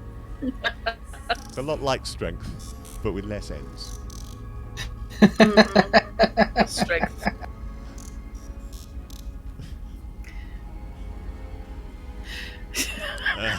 Yes, thank you, Meki. If you're going to typo when correcting a typo, then if you notice this note. Right, okay. So wits, yeah, wits is. Which, thanks for that. In its brief description, wits. Well, my teeth don't fit today. I apologise. Okay. Is intelligence, alertness, and sharpness of mind. Is wits. Okay. First house rule that I'm not going to be empathy. using initially, but might be using by the end of the quick play. By the way, each skill in this is tied to an attribute. Right. Again, if you've got separate skills and attributes, mix and match. Gets you a better game system. So that's likely, I'm going to start out just rolling things exactly as it is. But by the end of the quick play, we're likely to have already got to the point where I'm saying, well, okay, you want to know about this gun, so make me a wits roll using your ranged combat skill. So basically how we how Deadlands ended up, how Witcher ended up. Yeah. Which is, although there is generally a governing stat, Little bit there of will be mix and match occasions is where going to happen. There aren't many skills in this game. well, many so attributes either, to be fair. If you've got the character sheet, I know you have, and I did link it in Discord earlier. I have. Have? There are 2 columns of skills. Let me see if I can actually show this. Go. Let's try a quick window capture. Do I have? No, I don't. Okay. So I'm going to need to create a new window capture because I don't currently have a window capture for Acrobat Reader, and I also don't have a right arm because it's got a cat's claw in it. It's very difficult to detach a cat from you when your other hand is trying to stop your heavy rulebook from falling off the desk. So let me see if I can quickly grab Acrobat. Right, I've just bunged mine up on my stream. Okay. That's It's not a very useful view at the moment, but if I put it to set to width, scroll down a bit. We've hidden all the players, but at least people can temporarily see. Here we have the skills. Yeah, that's just pretty much it. Don't ask to see Knight for the next couple of minutes. So on the left, we have got general skills: dexterity, force, infiltration, manipulation, melee combat, observation, ranged combat, and survival. The general skills, anybody can make a roll on those. So if you have no points in it at all, you can roll just on the stat. So everybody can try and shoot a gun using their agility. If you have points in ranged combat, you're better at it. On the right, we have advanced skills: command, culture, data gin, medicurgy, mystic powers, pilot, science, and technology. That's it. That's the entire set of skills for the game. It's a streamlined system. It's not the kind of game I tend to write, but it works for what it is, so that's fine. And those ones, the advanced skills, if you don't have at least 1 point in it, you don't get a chance. So you can't try and fly the spaceship without having any skills points in pilot. I might allow you to do something more simple. I mean, I would be inclined to allow a roll on agility to slam the ship out of the way of that asteroid that's about to smeg it. But it would not be you steer around the asteroid. It would be you change direction. Maybe if you roll high enough, you minimize the damage or even miss the asteroid altogether. But the ship's now out of control. That kind of thing. Do we have a by the way, I would also like to point out to anybody in the Hint Plays channel that I cloned my bot before we started playing. So notices like the one that have just come up, feel free to completely ignore it, because they're from my other channel. They're not from the Hint Plays channel. They're from Hint Fishy. In this case, actually, that link is a perfectly valid one. That's a link to Drive Through RPG with my affiliate link on it. So even if you ignore the place it initially sends you, which is the stuff I wrote, I would still get a little bit of cash if you buy something off Drive Through RPG. Yes. Which would be cool. I need to get my affiliate link to this as well. I think about shy about it. I think about twice I've ever actually withdrawn money from Drive Through RPG, and that was sales rather than affiliate stuff. It all I buy so many RPGs. You so buy many stuff. supplements. It just all comes. Oh look, I can take a few pence off the next thing I buy, and that's the way it works. Do we have a range of stats? Because I'm seriously considering one, and I want to know if this means that I'm basically hospitalised. I think Fishy said have to be between 2 and 4. As I did say, the number of points you have to spend on your attributes came from your upbringing. Yes. The attributes must be in the range of 2 to 4, apart from your key attribute, which is from your concept. So that can be 5 if you wish. Yeah, so, I glitched on whether it was 1 to 4 or 2 to 4. Let's go back to Meki's concept. So, let me give you the description that they've got of the courtesan, so you can decide whether you like a courtesan. Well versed in the arts of pleasure, you live to share them with others. You could be one of the legendary courtesans of Arlam's temple, a Dabaran Mithra, a Hyrule from the Pillar Quadrant, or perhaps an Algolian food artist. So, it's not, despite the fact that it can be, hooker. Even high class. No, the courtesan you're more into is the geisha end of things, aren't you? you? Yeah, it could be geisha. It could be courtesan. It could be almost anything you can think of that might fit, really. It could be, under the same category. This is a subcategory of artist. We have musician and poet are the other two. It could be argued that there is some crossover there between courtesan and musician or poet in the giving of pleasure. But you can also combine the three together. You could have, for example, let's say a musician playing your appropriate musical instrument, while a poet reads poetry to go with it, and perhaps a courtesan dancing along with. That would give you all three artists in a single experience, and hopefully plenty of pleasure to be derived. Yeah. Makes sense. Sounds good to me. Other things mentioned, we have techie hacker. Right, that would be, in this game... a person that hacks Strut's. Yeah. not, that would be appreciated. That would be, as I recall, a data spider. So the data spider, the factions that rule the horizon and information guides their... So the factions rule the horizon and information guides their actions. If you can control this information, you will be powerful. A simple enough equation. But if you are one of the few who to have figured it out. I can read, I promise, I can read. I'm just relieved it's not me this week. You are a data spider, carefully weaving a complex net of data. I can't apparently read What's today. a complex neck? It's a bit like a simple neck, but more complex. Gathered from the most obscure sources. You might not be the sharpest dressed or have a single beard to your name, but you have information, and information is power. The three subgroups of that you've got... misheard that as beard. Hey, don't be dissing beard. You may not have a beard to your name. I'm sure it's supposed to have a nice rolly R on the end. It's B-I-R-R. I'm sure it's supposed to have a nice rolly R on the end, the kind that I can't do when my teeth don't fit. Yeah, that could be it. Davkus has got it. A complex neck is one with more chins. So yeah, you could be an analyst, gathering and compiling data from many different sources and systems. You could be a correspondent, working for the Bulletin or some other smaller news organization, collecting and disseminating information. Or you could be a data djinn, spending your days by the computer wherever you are. Careful whisper, you can control and direct complex systems. That's the hacker. So yeah, a data djinn very much is your decker in this game system. So we also had a suggestion for... What did we have a suggestion for? Lost the blatant comment now. Well, spy would probably come under... I mean, it could come under data spider correspondent, but more likely it would come under agent.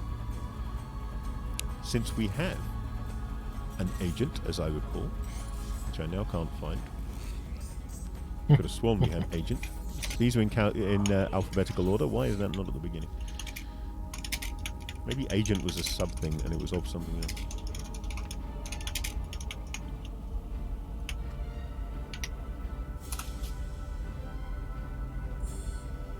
Or maybe they changed its name. Since looking through here, we find operative, which I don't remember from the list, but I do remember agent, I'm sure. So I think agent may have changed its name to operative. Operative has the sub-concepts of assassin, guardsman or guardswoman, and spy. So, wild stab, spy probably comes under the spy sub-concept. Yeah, just guess. Sounds reasonable.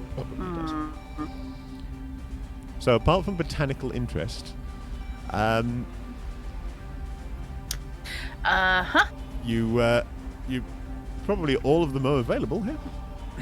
I'm going to go back and check that list of concepts again, because I want to know if I'm losing my mind or if it definitely... I'm sure I have agent. So a hacker with moves. No, operative. There it is. It's operative in the list. Where did I get agent from? Yeah. Strangeness. But that was entirely me, not the game. Mm-hmm. I'm just being a fool. No, where the hell am I agent from? Maybe I was thinking of a completely different game. Which is a bad thing to do when you're trying to run this one. Yes. So.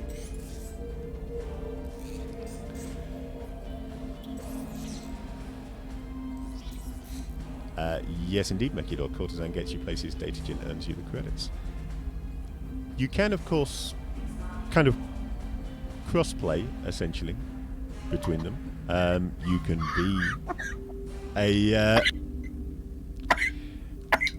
data spider with courtesan skills, or the other way around. Enough of that, you. Read. Excuse me, no, it's alright. I'm just reading the chat.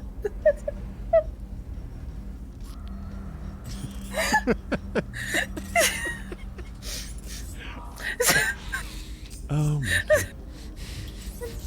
Controlling a computer by means of an external device that isn't a key.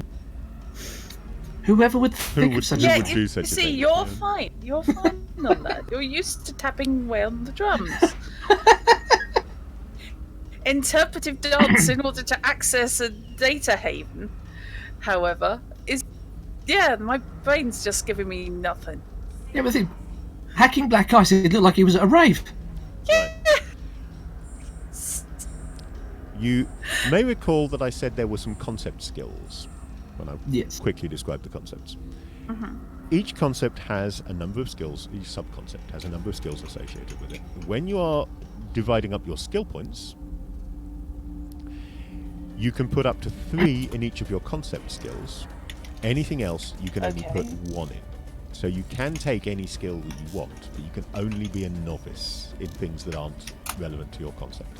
So a courtesan who could hack, for example, would only get 1 point in the data gen skill because it's not one of their concept skills. On the other hand, a data spider who has some courtesan abilities actually would do pretty well. Courtesan concept skills: manipulation, culture, dexterity, and observation. Datagen concept skills: datagen, manipulation, observation, and science.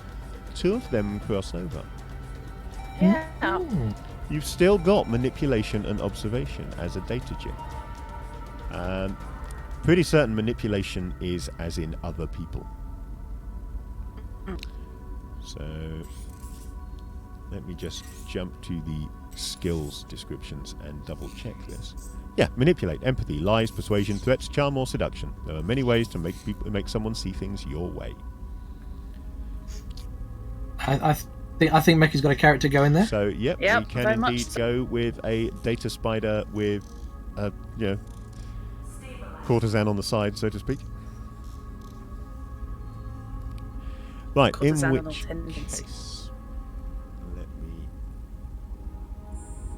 make a note of that up here.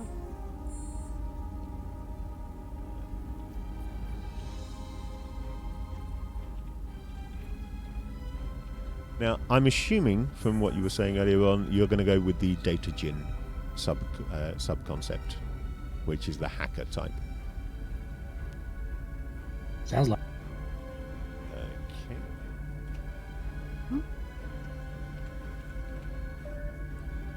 Ooh, that wasn't an enter button. That was a completely different thing. And there's an 8 there where it doesn't want to be. Okay, I can't read and I can't type, but other than that, I'm doing really well this evening. Glad we're only creating characters. Just as well. It could be worse. Oh dear, oh dear, oh dear. Right, so reputation, no reputation modifier for Data Spider. Key attribute is wits. So, for 2 of the 3 of you, therefore, when you are dividing up your attribute points, which I've already issued to you, you can put up to 5 in wits and 2 to 4 in anything else. Those attribute points, of course, was 14 for Meki, 13 for everyone else. So, sort out your attributes, please. Sorted. Done it. So wishing I had a good countdown-y type sound effect on this. Best I can do, though, is a dramatic note. Yeah. Right, I went with strength 2. Agility 3. Wits 5. So this is, for anyone who's read my recent blog post, this is a narrative system. Although we have a table for skill levels telling us roughly what each skill level represents, running from novice to master, we do not have a similar thing for attributes. We know attributes run from 2 to 4 for most people, with up to 5 if it's your concept attribute, but we don't have a attribute 3 is average or attribute 2 means you can lift X amount type table. So, as far as I can tell, therefore, we are pretty much just looking at, don't expect these to directly correlate to things in the game's real life. Rather, this is a narrative tool just for how many dice you're rolling. We do, however, from them derive hit points and mind points. hit points are equal to your strength plus agility, and as you might expect, are the amount of damage you can take before you fall over, wave your legs in the air, and start rolling a new character. Or in this case, picking Just a character. don't sneeze on me, okay, guys? Don't sneeze anywhere near the pot. What's yours? Not good. Yeah, neither's mine. Mind points are the mental equivalent, so they are degraded by stress. And this being a game featuring the supernatural in many respects, probably all kinds of fun stuff. Did you say total or average? Because you sort of bled out a bit. It is the total of. Right. Faded out, not bled out. What the hell was my brain? You were already thinking about things that can reduce your mind points when I tell you what, ever since I found out this afternoon that you can substitute blood for eggs in a recipe, my brain is now just completely... How much blood? I'm not sure I want you to know that. It's actually different amounts depending on whether you're using whites, yolks, or whole eggs, and different sizes. Could you send me the link you got that from? Because that would be really handy to know. I will see if I can dig it out, yeah. Before I go... There are recipes. For a game I'm planning to run. Yes. I'm glad you said that. There are recipes on the net for it. Good lord. Mm. Yeah, I'm kind of looking at this critical injuries table now and wondering... lacerated kidney, for example, 41 on the critical injuries table. So yeah, I can see here what the effects on you are of a lacerated kidney. I'm just wondering how many mind points the people around you lose, seeing you have your kidneys lacerated. Most of them probably. Depends if you're doing the lacerating. There is that. Mm-hmm. Right, Yeah. so... How many mind points did you lose? I don't know, is Cthulhu Rising from Relay yet? Yes, you can have a maximum of 9 mind points as a starting character. The cost for seeing Cthulhu Rising from Mulier, 23 mind points. Got 8. Right, so we're on to skills now. Okay. So, I will run through what your concepts? concepts, each of you, and let you know what your concept skills are. So, as I've already mentioned, but I will say again and type in chat to give a record, the Data Spider has Datagen, Manipulation, Observation, and finally, Science. For science. Sorry, but science just on its own like that. It needs an exclamation mark and it needs to be science. Possibly with a little echo or reverb or something. Possibly. Right. Science! Yeah, yes. kind of like that.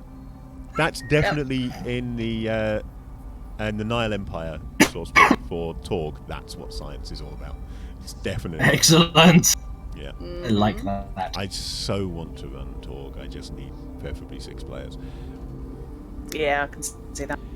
Right, for So a if anyone fighter pilot. wants to play Torg. A fighter pilot also has Datagen. Okay. Unsurprisingly has pilot. Good. As a fighter pilot also unsurprisingly has ranged combat. Okay. And has technology. What does that cover? Because that seems fairly sort of wide range. All these skills are pretty wide-ranging, to be honest. Because there are so few skills, they kind of have to be. But I will run through what the skills are in a moment. I'm just going to dish out the skills for an archaeologist first, though. You have culture. Okay. Culture. Observation. Science. And survival. So there is definitely a touch of the Lara Jones or Indiana Croft about these guys, because they have survival. Culture, observation, and survival. Culture, observation, science, and survival. Oh, science. Science. Yeah, your scientist might need science. Just a thought. Science is now in all caps with an exclamation mark. Excellent. So, if you've all got the character sheet, you can all see the skills list. So you can put up to 3 in each of your concept skills. Any other skills you can only put 1 in. And the number of points that you have to put into them, 12 for you who are privileged, and 10 for the stationary character. Right. So let me look at the advanced skills and confirm a little bit about what they do. Technology. Others may view technical gadgets as almost magical, but you understand their inner workings. This skill is used when handling machines, mechanics, electronics, and explosives. You can repair anything from a small gadget to a spaceship. This skill is also used when blowing things up. Okay. I cottoned onto the blowing shit up. for my high-class rebellious terrorist, blowing shit up sounds fun. Sounds fun, yeah. Excellent. Culture-ish? Culture. You are a person of wisdom and with insight into a wide array of subjects. You have studied the diverse cultures and peoples of the horizon and know of their traditions, faiths, and superstitions.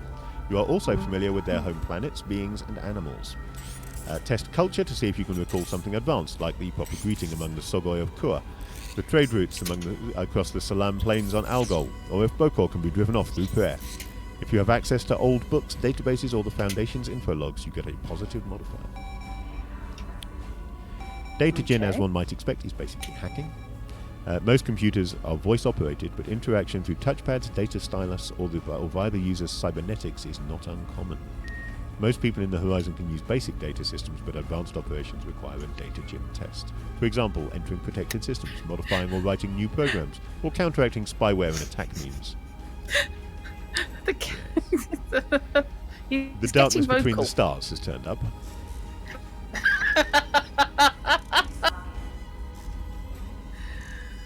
Oh, he's just off the corner of the screen. I'm slightly concerned about Medicurgy.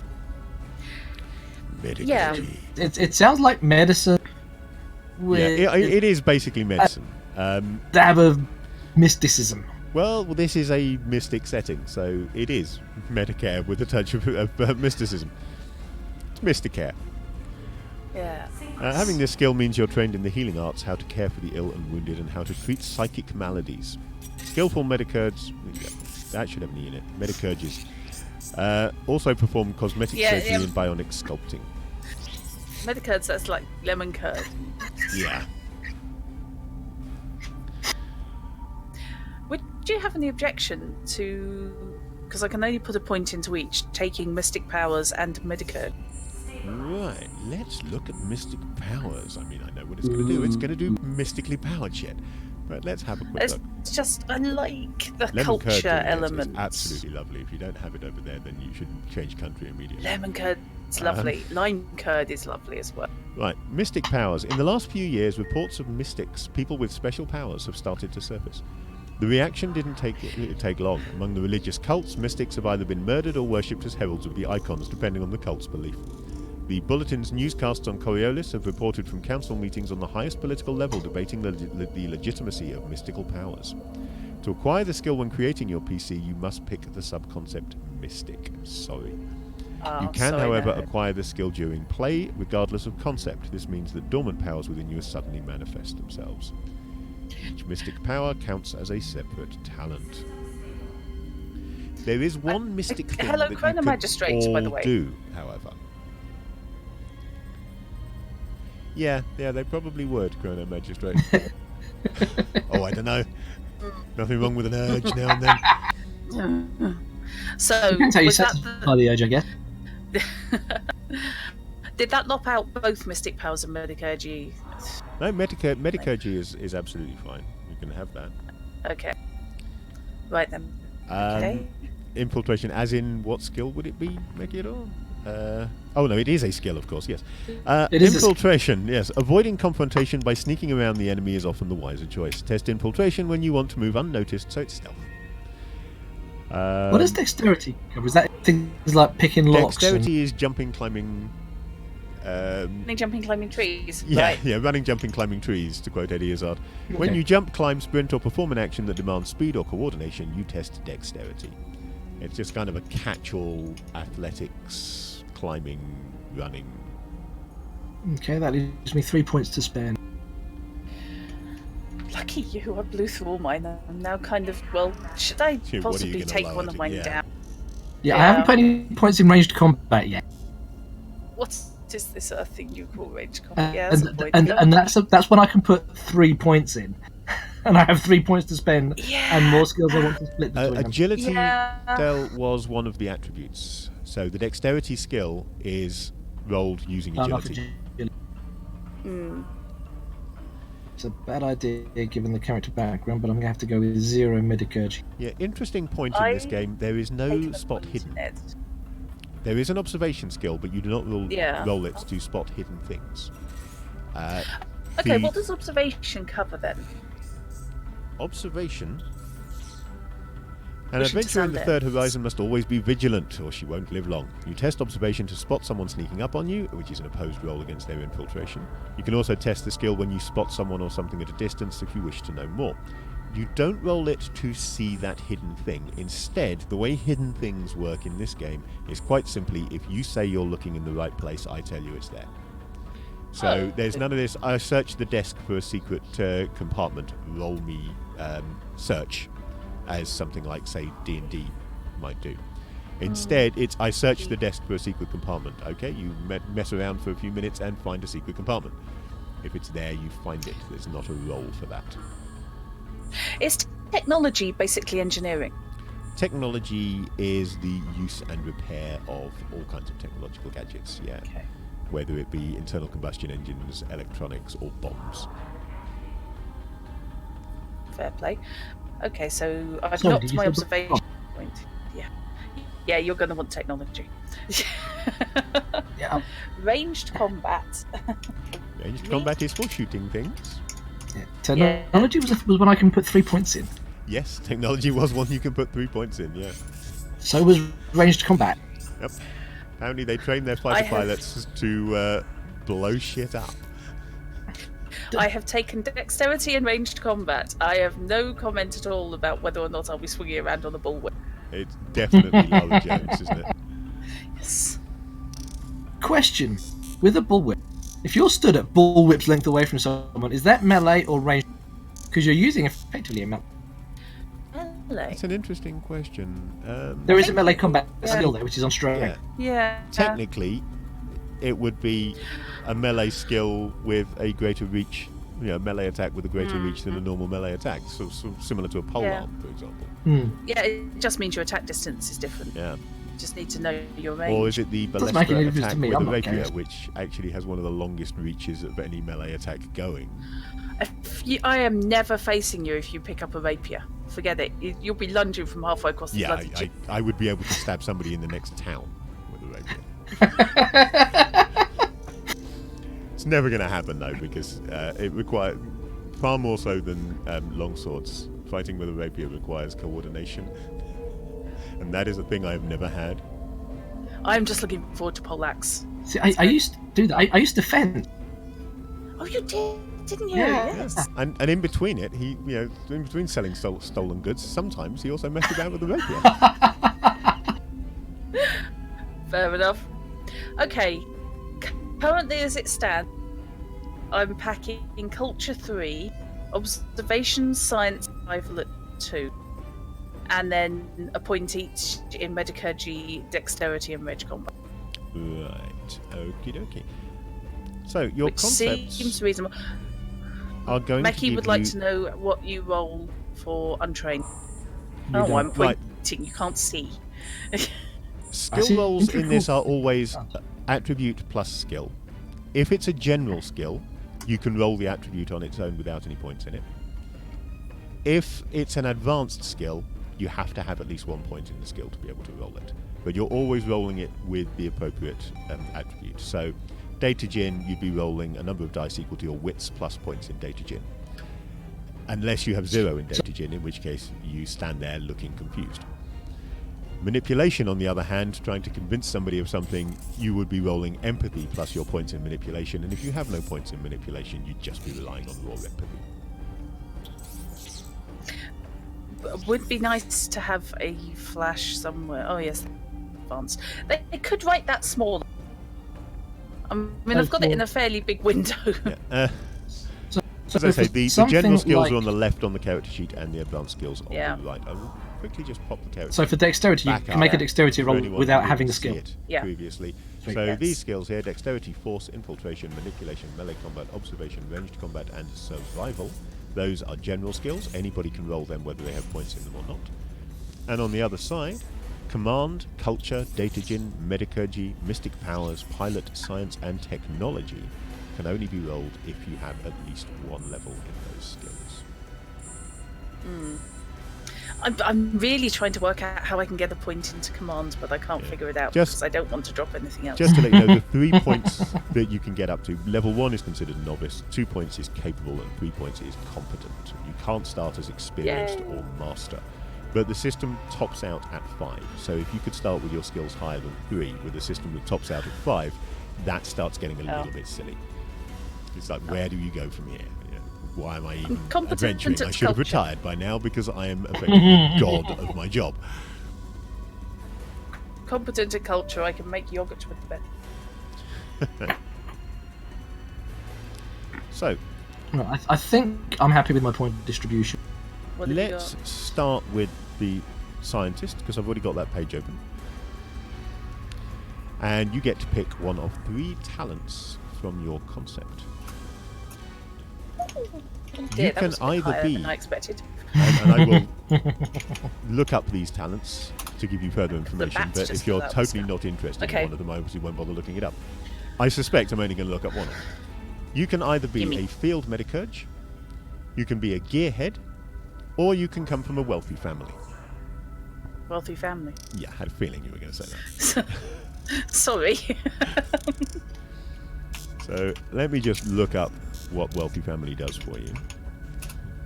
I love how wealthy family is a talent. Yep.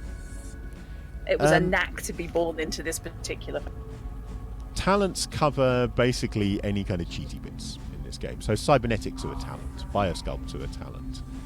The power granted you by whichever icon you were born under is a talent. Everything is I'm a talent looking if it's not a forward to skill or an rolling attribute. that. So, nope, I'm looking on the wrong page. Thought, where is this? Is alphabetical order? Where is that talent? That talent is in the list of talents, not the list of cybernetic abilities. General talent. Wealthy family. There it is. You can use the rumours of your family's vast riches to give yourself a +2 to manipulation in any situation where the GM deems it relevant. Whether the rumours are true or not doesn't matter. You can only choose this talent if you come from a privileged background, which of course you do. I do. And Okay. as mentioned previously, the way modifiers work in this, there would be an extra 2 dice to roll. So your manipulation is currently rolling a what? Before you do Just that? my empathy. Just empathy. So 3. So if you can rely on your wealth or rumours of wealth to help you, you'd be rolling 5 dice instead of 3 dice for that. I can deal with that. I nearly took manipulation, but again, I couldn't work out what ditch. Observation if is, I've as would be expected, it is for sneaking spotting up on stuff, you. but it's not for finding hidden things. So it's the spot part of the skills from D&D 3rd edition without the search skill. Okay. Searching would just be if you search the right place, you find it. But spotting that guy with hiding over there with a gun, that still comes under observation. It's commonly rolled as an opposed roll against somebody else's infiltration, where whoever gets the higher number of 6s wins. So spotting that blip on the radar, spotting that defensive turret as I'm flying down the trench. Indeed, yeah.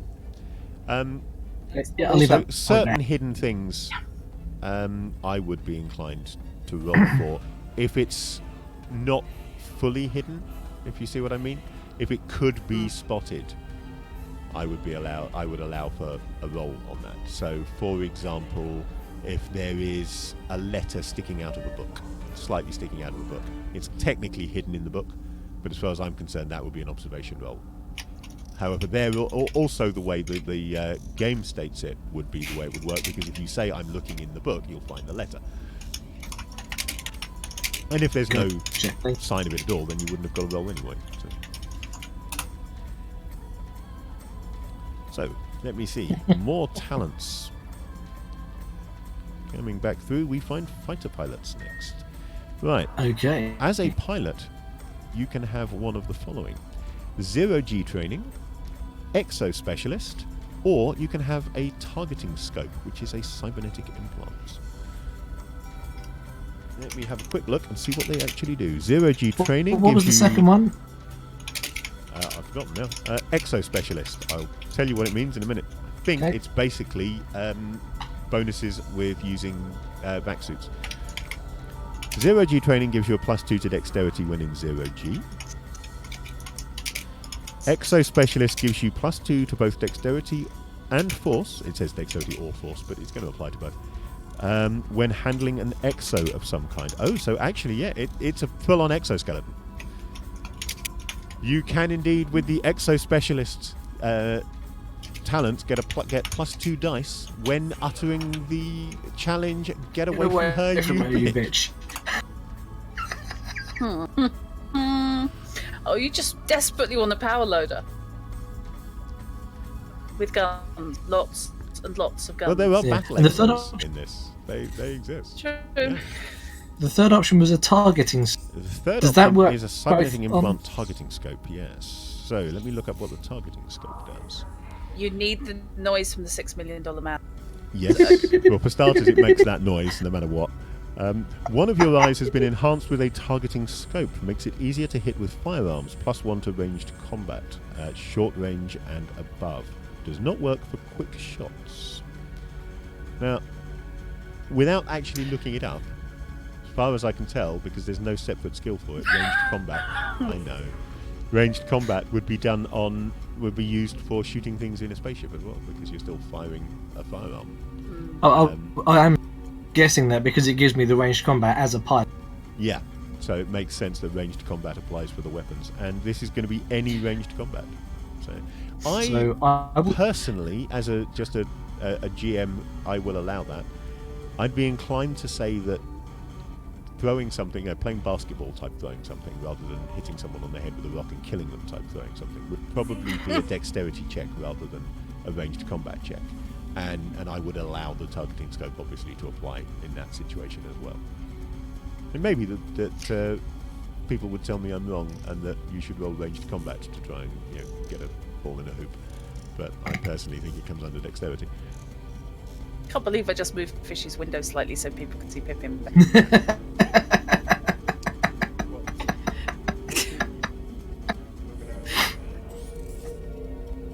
He's a big old thing. He hasn't been fed in 20 minutes. He's very unhappy.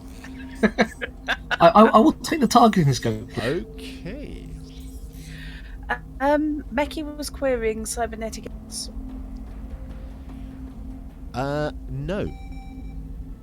No, that I have found so far anyway, there is no negative effect for cybernetics in this game. So we do not have we don't have people going cyber psycho, and we don't have people looking very warily at you because you're covered in chrome. But you also aren't going to have that much cybernetics in this game because they're talents. So you can only get one at the beginning of the game if you're lucky. Maybe two, I suppose, because you get your concept talent. If you get one there and then you get a talent after that, you might be able to get a cybernetic level. Or from equipment. There's some cybernetics in the equipment as well, which effectively gives you another talent. Okay. So, the talents available to a data spider, make it all. You can have faction standing, which I haven't looked up, but I'm guessing gives you some kind of recognition with one of the factions. Judge of character, or third eye. So, what the heck do any of them do? Third eye, you have the ability to... Sorry? Everyone else has it easy, don't make it. Yeah. Third eye, you have the ability to sense an ambush, and once per session you can avoid the effects of being surprised. The talent also gives you a constant +2 to observation when trying to detect a sneak attack or an ambush. Okay, third eye has its uses.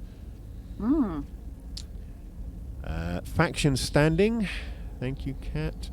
You belong to a faction or a gang and can use its reputation to get a +2 to manipulation when trying to scare or threaten someone, given that the person you are threatening knows of the faction and that faction has some influence in the location where you are.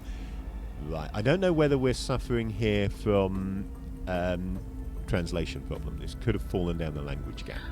Because we're using the factions on the council are simply called factions, and we're also using the term faction just to refer to another faction that is not one of the factions.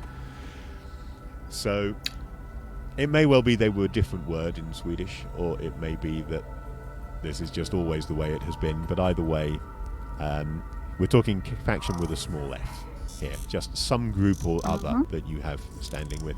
It's the equivalent of Drut's wealthy family, but it could be a hacker conglomerate or a street gang or a criminal gang or a group of a well-respected circle of journalists or something like that for a data spider for faction standing. And what the hell was that third one? Judge of character. I'm going to take a wild stab that it gives you a bonus when judging characters. You can tell if someone is lying or telling the truth without testing manipulation. It takes about a minute, and you can't tell any details, only whether the person is lying or not. Half-truths also read as lies.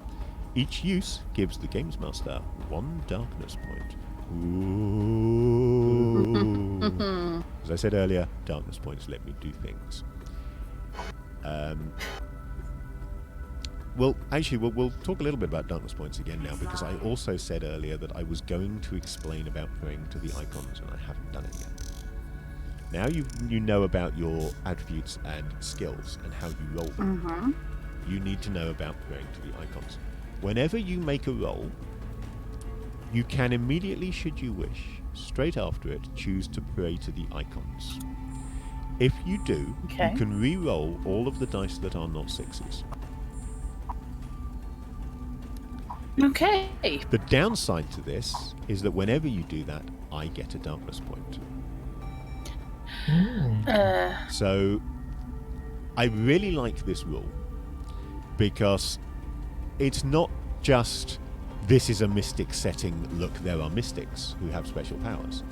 Everybody has a mystic thing they can do, which has a genuine mechanical effect, can immediately help you, but does also bring on the darkness. And to me, that really adds to the feel of this being supernatural, not just sci-fi. That's one of the rules in this game that I really like. Yeah. Of course, Drat will never use it. Because Drat will critical on every roll anyway. Even if she only has 2 dice. I do not. I will not. Don't be silly. Often. But yeah, there are various things I can use darkness points for. I can use them for the NPC equivalent of praying to the icons. I can use them to power certain abilities. In the same way that I get darkness points when you use certain talents. NPCs or monsters may have certain talents that cost me darkness points to use. Okay. Also, haven't fully read through how these mechanics work yet.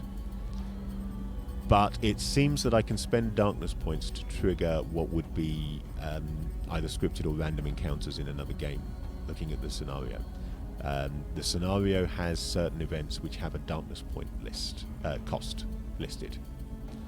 So it would seem to be that maybe I can, not doing something from this scenario obviously, but picking something else. Say you were fighting pirates who are attacking your ship, and as part of this I decided that there was the possibility that the pirates have these drones that could suddenly pop out of the ventilation shaft.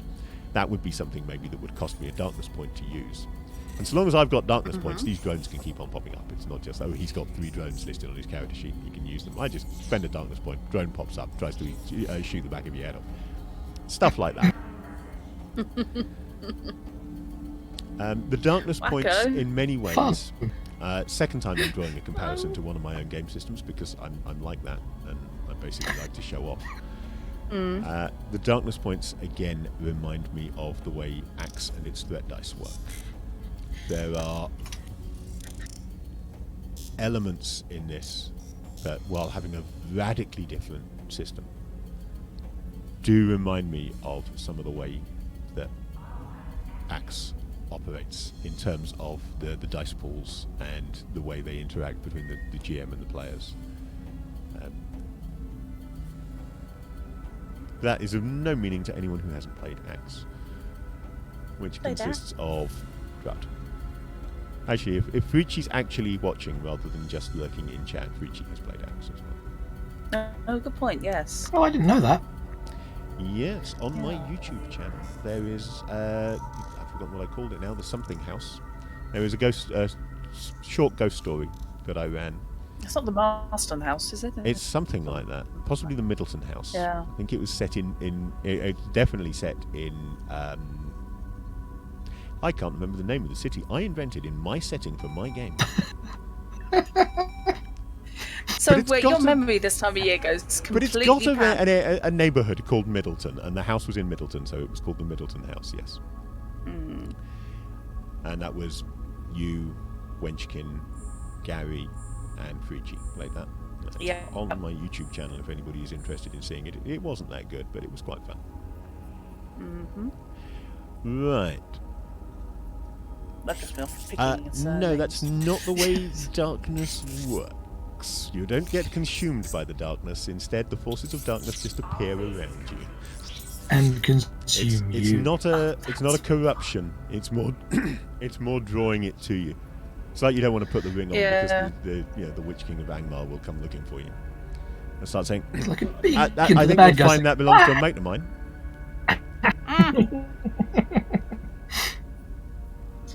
God, the Witch King of Angmar is from Essex. Jesus. Hello, Bob. Meki, it's the Witch King of Essex. Did you not know that? As opposed to that famous TV series, The Only Way is Angmar. Which now needs to be made. I want to see it. Yeah, The Only Way is Angban. Yeah. Good Lord. So, Meki, did you have any thoughts about which of those three talents you might like for your character?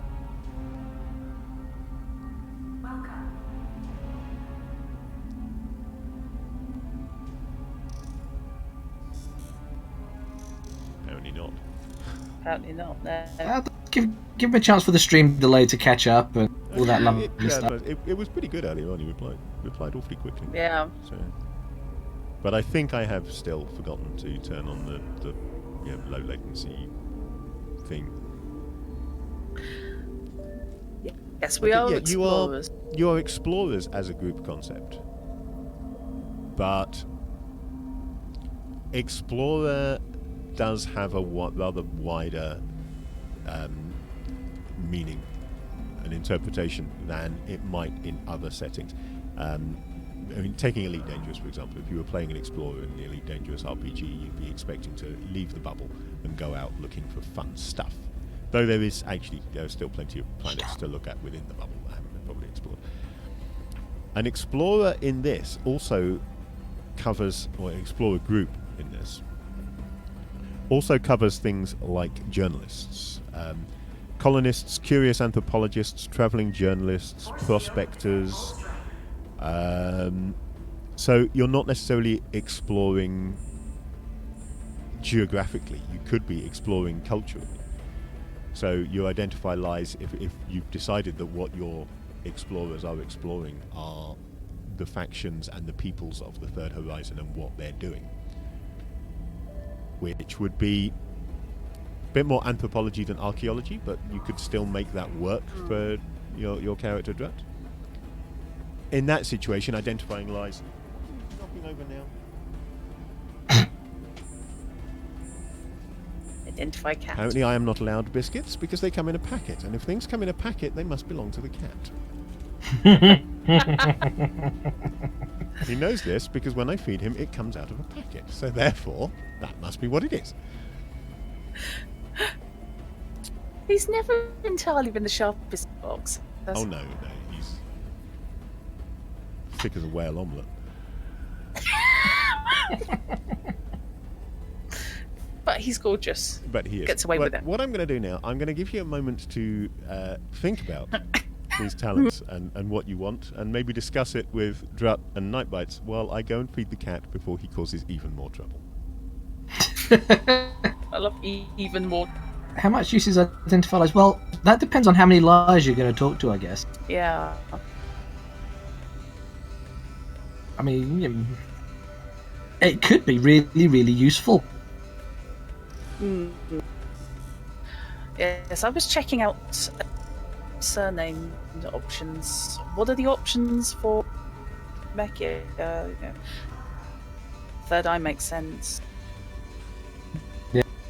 Yeah, I can see that, to be honest. So was that about? Cat takes about 3 seconds. Yeah, well, I fed him. I had one of those trays of cat pate, and he had half of it earlier on, so it was just a matter of tipping the other half of the tray into the bowl. Didn't take a lot. Is that not Did you say cat pate? Yeah, that's pate for cats, not pate made of cats. Okay. They don't sell that round here, or if they do, I haven't found that shop yet. But would you try it if they did? No.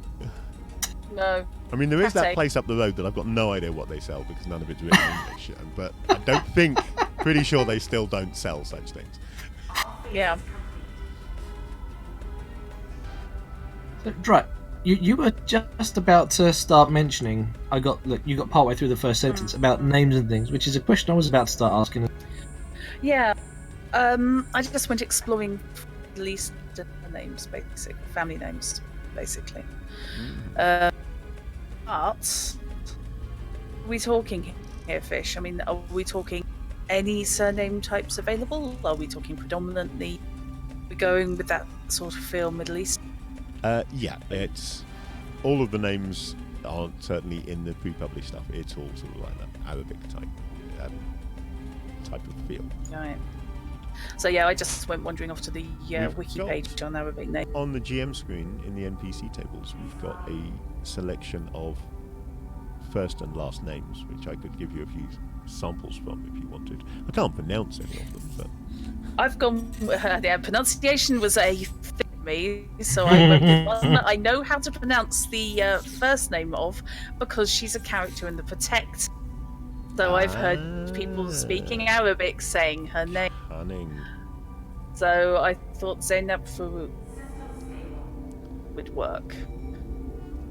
The surname Farouk just being apparently it means is it one who redeems? I think it was. Okay. I'm breaking up. I have no idea what you said there. Who distinguishes between right and wrong, Farouk? Okay. Apparently. So it means I get to be officially judgmental. Yeah, cool. Always good. Genetically judgmental. I will need to research and come back with the name later. The spelling is different, Mickey, but yeah, basically. Oh, it is. Oh, it is that, is it? It's that spelling. Because, of course, it's an anglicised version. Yeah, it's one of these things that... It's a non-Roman script. Yeah, where you're going with a different alphabet. There's 14 different ways of spelling it. Yeah. Yeah, that fits into Coriolis very neatly. No problem with that. Yeah, I really need to do something. Need to make this bot a hint plays bot instead of a hint fishy bot. But I just wanted to be able to get the multi-link up. No, that's fair enough. And this was literally last second before the stream. See, last time I had a character with a name from that sort of region. He had a little friend called Mija. Yay, that's going back a bit. Oh my god. Yeah, don't expect me to do the voices. Because if no, everyone really, in the setting, everyone in the setting has the accent, then no one in the setting needs the accent. That's the way it works. Yes. Quite. Yes. Whenever you hear me speaking with an English accent, you can hear Arabian. Everybody's happy. Yes. Indeed. And not me. Okay. Who was mobile. Becky came prepared, apparently.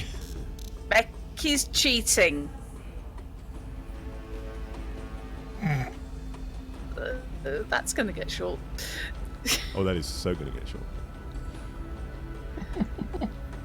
It's all right for you. You guys can shorten it because you're familiar. It's going to be in the mouths of NPCs for me. They're probably going to use the whole thing. Yes. Oh, Someone fair out enough. there hates me. And he's called Mechiadon. Oh, Mickey's lovely. What you mean about me?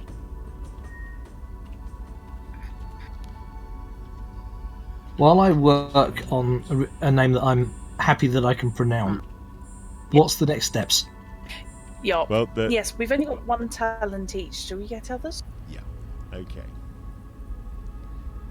Just quickly putting the names that we've got in there. I need a bigger piece of notepaper, don't I? Alas.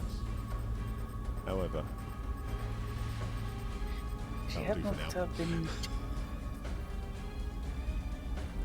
Okay, so yeah, we have got our talent from our concept. Yeah. Next thing, we get to find out which icon you were born under. Ooh. So, this is rolling using a D66, which is two six-sided dice rolled as if you were rolling percentile. So if you roll a 1 and a 4, you've got a 14. Okie dokie. I love the dice.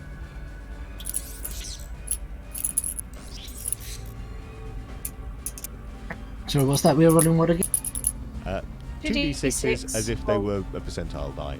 So 1 die for 55? 1 die for... 55 is the judge. So...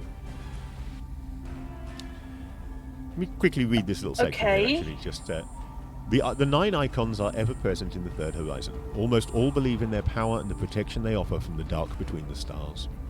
Prayers, giving alms, and the burning of incense are common among most people at the start of a long journey, before signing a business contract or just to jumpstart the old harvester in the shed. You are born under the sign of one of the icons. This icon will have a tangible impact on your life and might just lend you supernatural powers. You won't get to choose your icon, this is up to fate. They do actually make a deck of cards that so you can draw which icon, but there's also the table here. So, yeah. Knight, you were born under the Judge. Drat?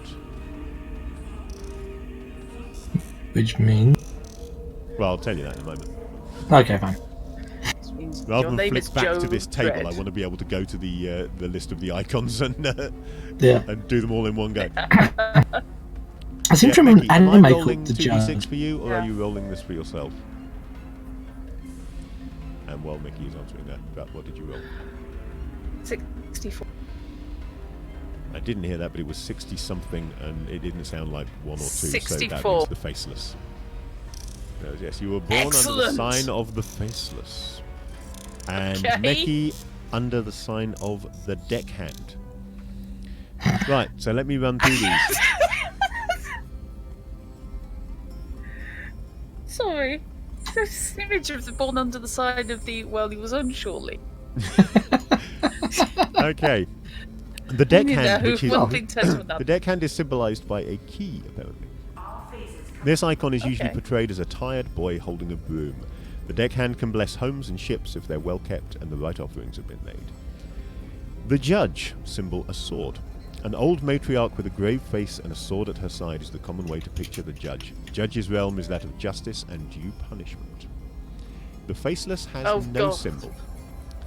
The seeker among the icons is never pictured. In temples and on icon walls there is instead an empty place or alcove, or an asymmetry in the placement of other icons. Right, and the talents that they will give you. So hang on, the guy who's obsessed, whose star sign effectively is just retribution, is also the Mad Bomber. Okay, right. This is really, really simple, the way the talents for these work. Meki, who was born under the sign of the Deckhand, has the Deckhand's talent. Knight, who was born under the sign of the Judge, has the Judge's talent, which I think is the ability to stop block wars. And unsurprisingly, Drat, you have the Faceless One's talent. And I'll just run through what these do so you know what you'll be able to play with in-game. For the Deckhand's talent, if your ship drops to 0 hull points or energy points, you can restore a d6 points of either kind instantly. This requires no action from you, it is the icons intervening on your behalf. That's awesome. As the pilot, you can be considering Meki's character your lucky My lucky charm. your lucky charm, yeah. So I can fly through all kinds of crazy shit. He keeps it together. Yep, and he keeps it together somehow because the icons love him. Or the deckhand does, anyway.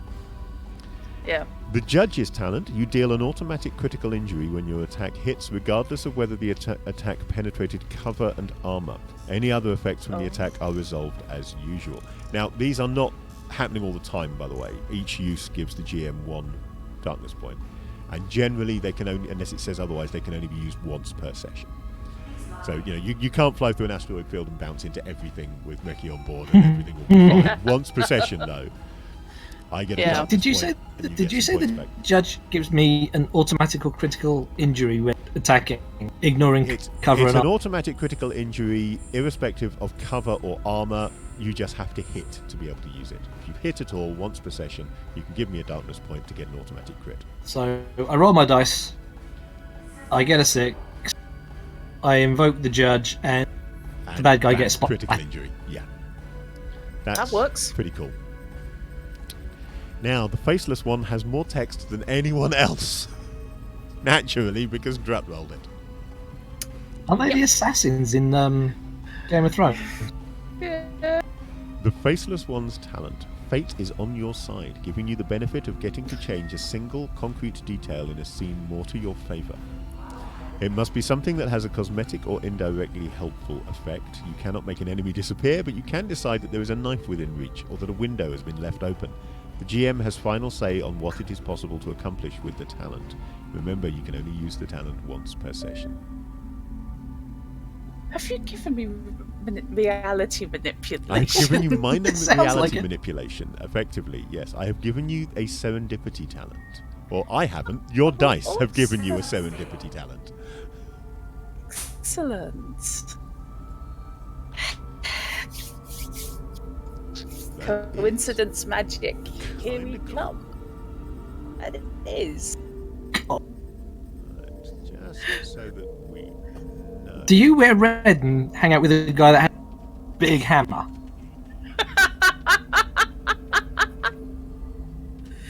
What, Just yellow checking. gloves, do you reckon?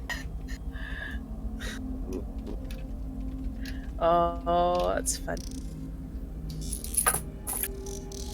It's disappearing off the side of the screen, but at least I've got a note of it here.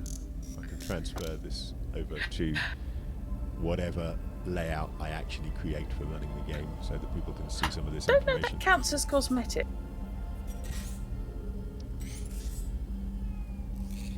Force field is at full strength. Okay, so that's your talents. You should now have a concept talent and a An icon talent. icon talent. Mm.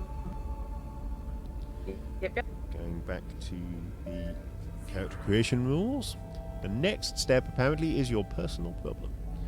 As a PC in Coriolis, you have a history. You have been through something before the beginning of the game that still haunts or threatens you. Perhaps a mortal enemy, a dark secret, or a strong addiction. Maybe somebody forced you to roll We've on been the through Witcher shit. life path tables. Yeah. Whatever it is, it's called your personal problem. Each concept lists 3 suggested personal problems. Choose one from the list or come up with one of your own. So, I think Meki has already got more details on his personal problems than the game really requires. So I don't know that I need to go to list the ones from the data spider. The suggestions for the pilot. You're reckless and take stupid risks with yourself and your ship, even when it isn't necessary. That's not a personal problem, it's a life choice. Says mine. Or you hate humanites, the privileged, Nakatra, the Zenithian hegemony, something else, and will do anything to provoke one of them if they get close. Or you scare Hopefully easily just and never one-off. challenge yourself. You better safe than sorry. Or something what was else that last you think. one? You scare easily and never challenge yourself. Better safe than sorry. Or just anything that you think sounds like a fun personal problem to this character. I do have the right of veto, obviously, but otherwise, have a ball with it. While you're thinking about that, I will give you the suggestions for the scientist, though I expect Drutt as well, basically as an experienced gamer, just to come up with something. Right, you just can't stay off the cohole. It makes you impulsive and erratic. Incoming message. Bounty hunters are after you, but for something you didn't do.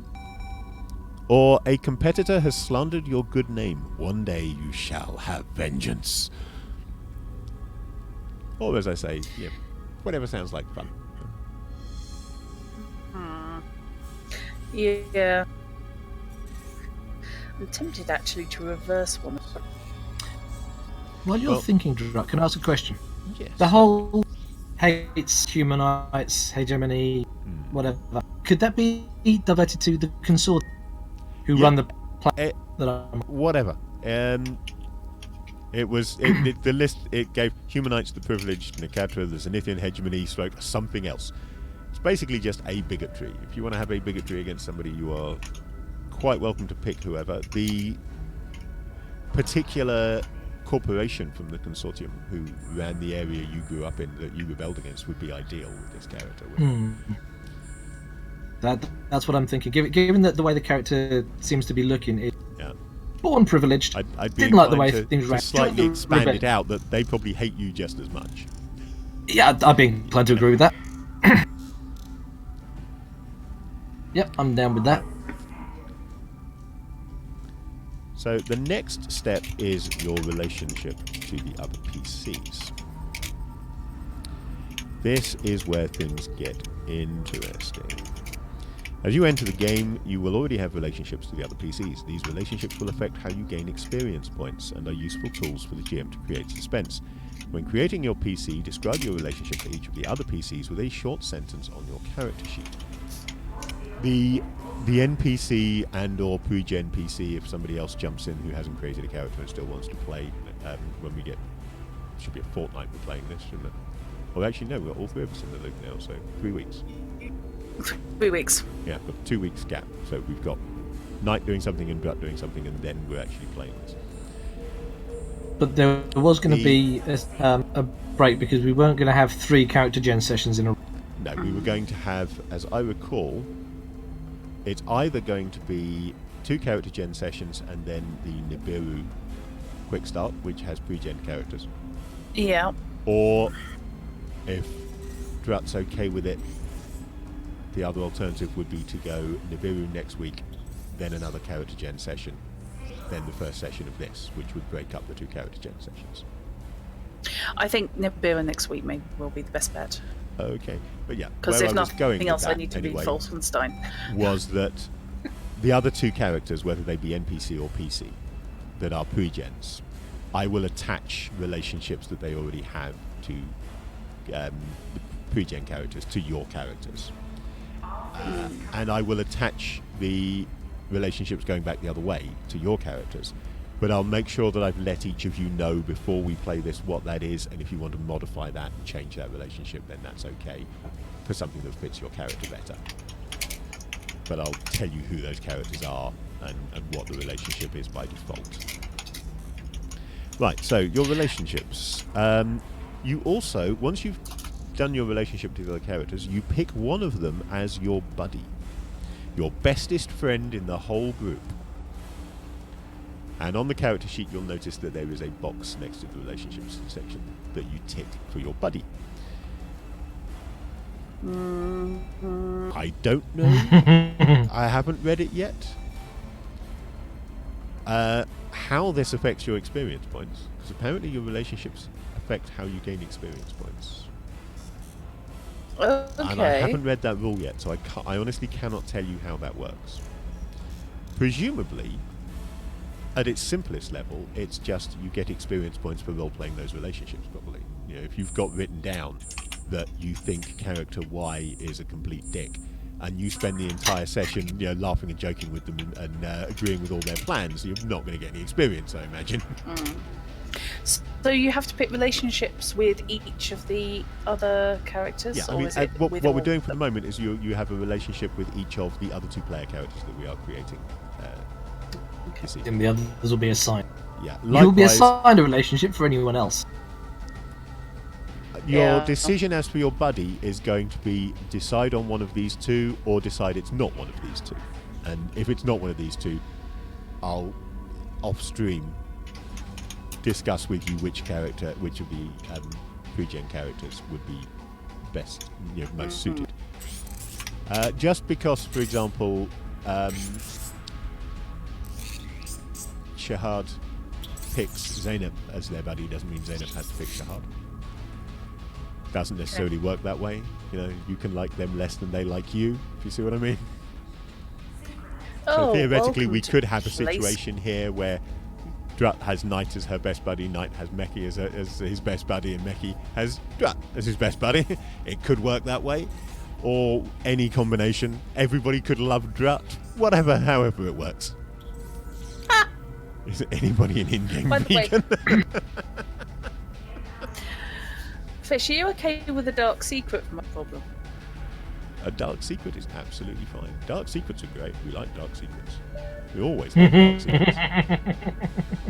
Cool. It's a sneaky way of keeping your problem out of the quick play scenario and making sure that I have to run a campaign of this just so that I can get your dark secret into play. Well done for that. I'll obviously run it by you. Just to make sure. It's I'm gonna say, actually, you know what? Could be. Could be deeply worrying. Just noticed that Knight has a name there.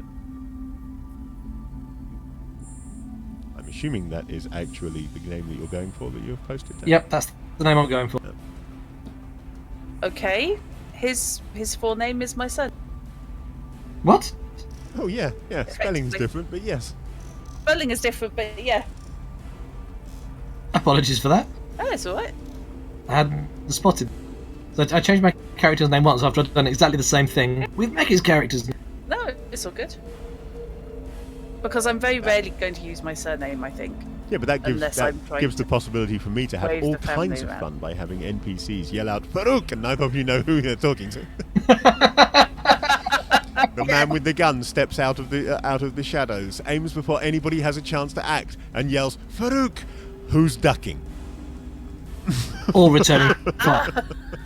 Yeah, good point. Yes. Okay. Okay, so yeah. Let's have a quick look at the way the pre-gen characters have handled these relationships so that we can get an idea as to how it works. So, looking at the scientist, Dr. Almita Wana, who you are replacing, right? Okay. Zebo, the engineer in the party, she considers clearly a skilled engineer, but he can take your orders a bit lightly. Ruya, you're unsure about her moral compass, but she's invaluable in tough situations. I think she was a legionnaire, if I remember rightly. I have no idea how you would pronounce that. Sam.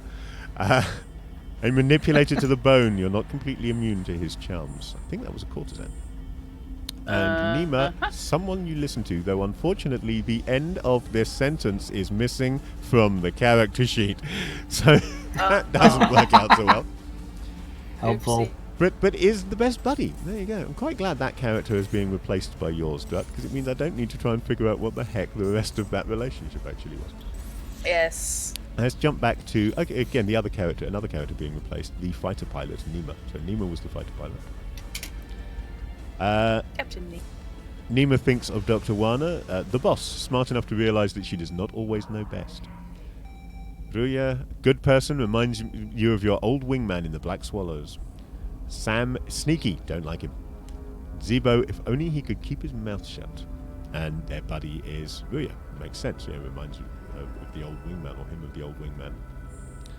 So it's just a simple, short, what do I think of this person? And you pick one to be your bestest buddy.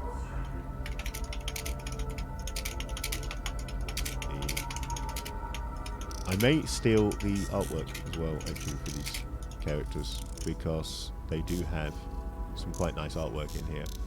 So we've got a picture of a fighter pilot here, which I can steal for your character, Knight. What did you say, Becky? Shihad, yeah? Also have... Where's... There she is, Dr. Wana, who actually looks a little bit like Carrie Fisher. For reasons that I can think, steal for your character. I think my relationship to Shihad... that's the whole sentence. Good at ferreting out secrets, which is fine as long as they are pointed at the enemy.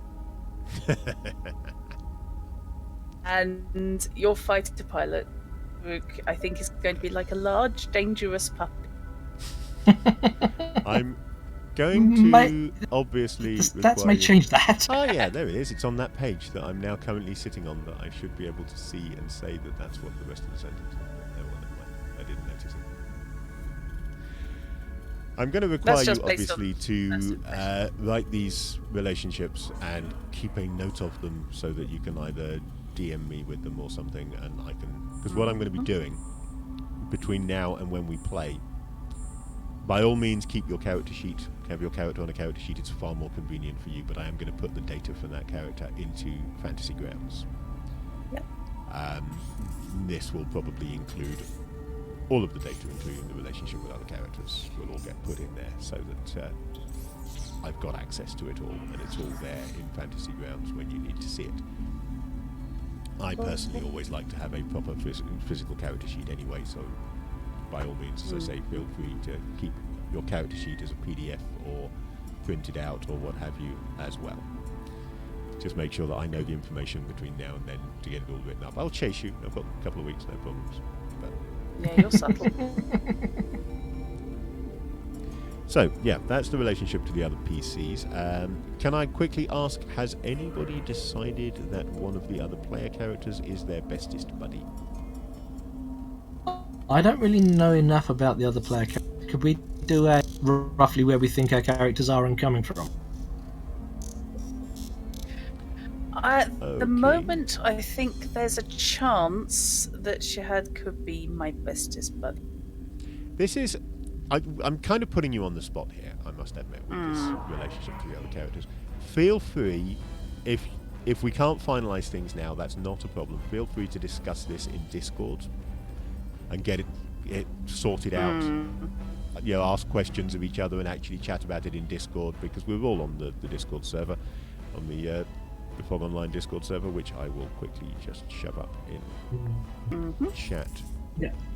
I think based on what we know so far, the chances are I would be looking to Shihad to be my buddy, because he's going to be my good luck charm whenever I take to the skies. The good luck charm thing does really work for both. Yeah. But both for your relationship to him, and there's the reason for being a buddy. You know, viewing him as a good luck charm because somehow things seem to go better when he's on board your ship is a perfectly good relationship to that character. That has to nothing be honest, is where about I'm the leaning. character. That's definitely where I'm leaning. Yeah, I think Shihad may well be my bestest buddy because I really badly want him on my side in any given situation. He's potentially dangerous. Right. Let's quickly run through some items of gear. You will get money, and we'll sort out what equipment you get from that money between now and then. We're not going to go shopping on stream, especially with only one copy of the rulebook. So many games involve an entire session of shopping. Oh yeah, yeah. I mean, I'm cool with an entire session of shopping, just not this session. Yeah, that's fair enough.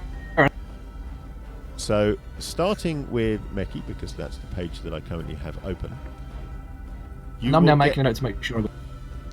You will get to pick between the following. First off, you can have a personal holograph, or...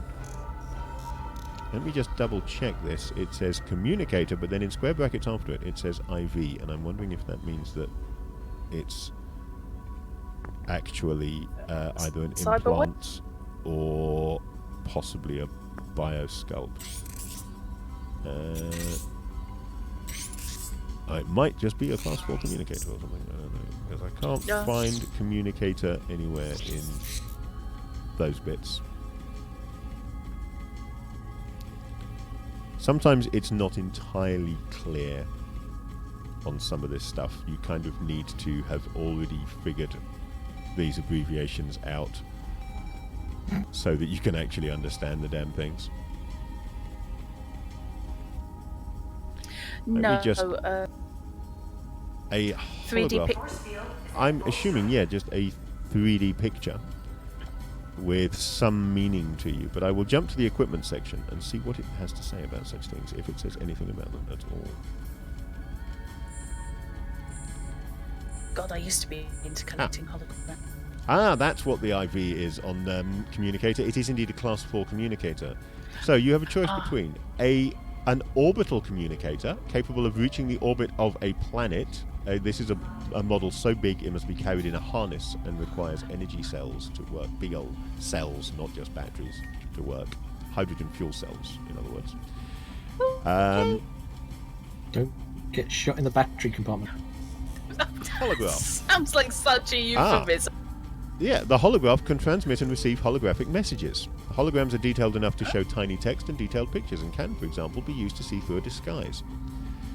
Three-dimensional floor plans and maps can also be transmitted. A personal holograph is for short-distance communication, about 10 kilometers, usually designed as a wristband or tabula. So yeah, it's a communicator either way. It's either a small holographic communicator or a big-ass backpack comlink capable of communicating with orbit. So, Just out of curiosity, if he uses that, does this mean he has to do it by kneeling down and saying, "What is I bidding, my master"? Possibly. It's his activation code. Right. You will also have either a portable lab or a computer. I'm going to take a wild guess that Meki's hacker might want a computer at this point.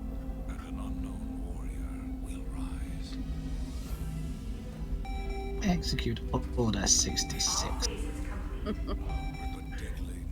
Gamers here at 66. Spirit of 70s. And of course, 68 guns. God. I can see a formulated playlist of gamer songs coming out of Sorry. which means I'm going to need you and Fish to Wouldn't be write the the first time. gamer version. Yes, some of 69 is going to be interesting. That's going to have some Cthulhu ramifications to try to work out the dimensions of the die. Oh, yes. Well, it's easy enough. You just roll the D18. Hit Order 66. Okay, yeah, so portable computer. Computer. Next, you will have... Right, either an exoshell or a database. I'm actually going to be mean and I'm going to insist on the exoshell here because the scenario requires that everybody has an exoshell. So, an exoshell basically, think of it as like an armoured vac suit. You know that exo skill I could have taken earlier on when I decided to go for the targeting system. But Oopsie. everybody in the quick start has an exoshell. And there is a scene very early on where you are all using exoshells. So where exoshell is an option here, I'm making it for you. And you're having an exoshell. Just Makes sense. keep the game working. So next you have a choice between a pressure tent or a med kit. Not sure quite why your hacker would want a pressure tent. Actually, I'm just... Or a med kit for that. I'm also looking at the wrong page.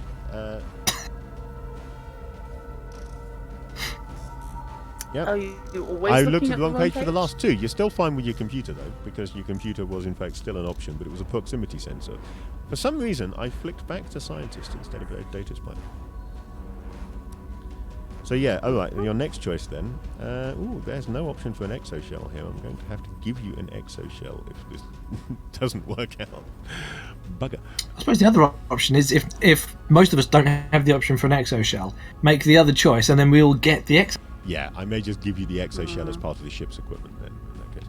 So yeah, you've Makes got sense. your computer. You have a choice between a stun gun Or, and this, I'm going to need to explain it because it sounds absolutely silly when just read out like this, a Vulcan cricket. Now, Vulcan cricket is, of course, played with 3 ears, a left ear, a right ear, and a final front ear.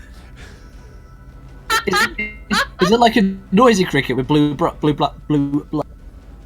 Yep. It actually is Something like a along those noisy lines. cricket, yeah. The Vulcan gun is the name given in this setting to gyrojet pistols and rifles. So, or for those who know Warhammer 40,000, bolt guns. It is a gun which fires rocket-propelled ammunition. The cricket, I think, is the smallest version of such a gun. I see no way this could possibly go wrong. Yeah, the standard the standard weaponry for people flying around on spaceships in this game is something that fires mini rockets. It comes just before the locust. Yes.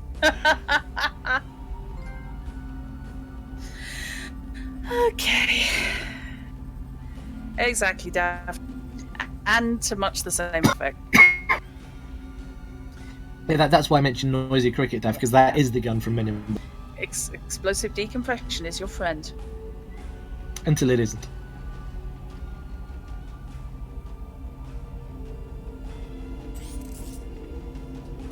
So that was what? Okay, I've yet 3? to find a description of the Vulcan, apart from it being light. It's got its stats, and I know that Stun gun, not a fun gun. that Vulcan guns are gyrojet rifles. But a specific description of the Vulcan cricket, I have not found. Because what, generically, or you just feel like it?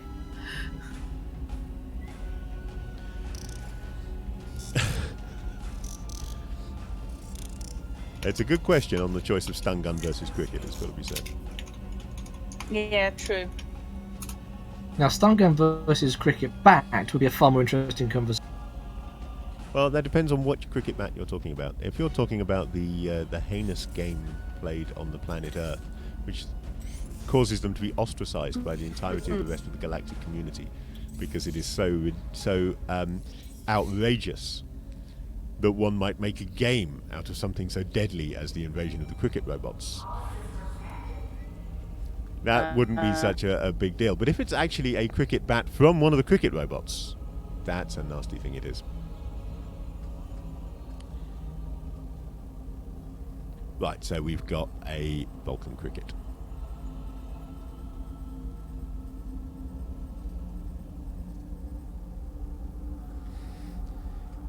Of course, this is where we find out the Vulcan cricket is actually some kind of crazy sport from Star Trek, where that's done in zero. Yep. Okay, so dimensionals. next choice. You can have a tabula, which in this day and age we would call a tablet, as in digital one, not as in pill. Or a transactor with 1,000 beer. Now, I'm assuming that's basically a cred stick, but I'm going to try and find it and see.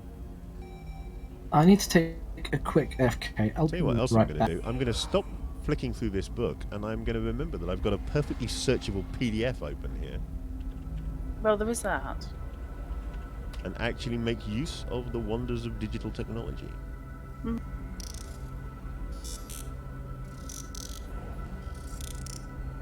I fed you once already, I'm not feeding you again. You're getting bugged. Oh, yes, you are. Hello, Mom.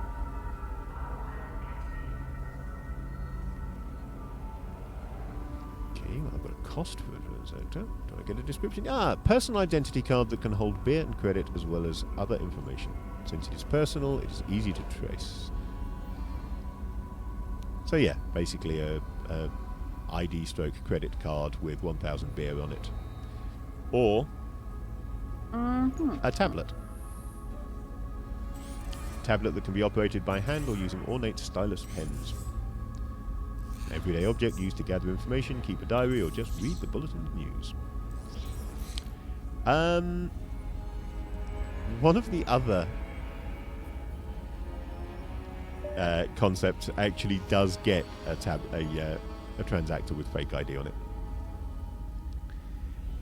The fugitive gets a transactor with fake ID. I'm willing to bend the rules a bit and give you the fake ID instead if you want. You don't get the credits on it if you have the fake ID, just the fake ID. So your choice. You can either have 1,000 beer or you can have a fake ID.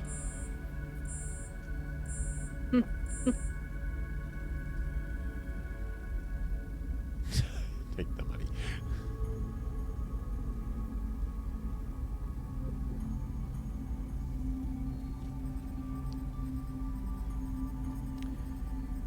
And last but not least, I have to look up what the hell these are. Because it's What the what are? two things that are in-game universe things. Right. Okay. Oh, right. And you will have one of them. You have no choice in this. That's interesting. Okay, so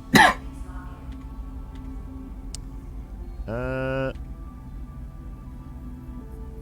need a description now of Arash. There it is, Arash. Arash is a strong stimulant with pain-relieving properties, usually smoked in a hookah or added to so-called dream wine. Leathery pieces Sounds of pressed interesting. Arash can be eaten directly, but this is considered a sign of strong addiction. The user becomes drowsy and calm, -1 to all skill tests. So you either have Arash, or you have Opor. Synthetic Arash, stronger and more addictive. Usually smoked in long pipes or burned on a plate, with the smoke being inhaled under a rag. Can also be injected. Gives the user a powerful high and -2 to all skills. Oh, wacko. And that's your two options. So, you know, you've either got a drug or a different drug. Apparently data Do you spiders want just to are a bit shot dodgy. crack? Yeah. Can you please not have -2 addiction? Okay, so you've got some Amash.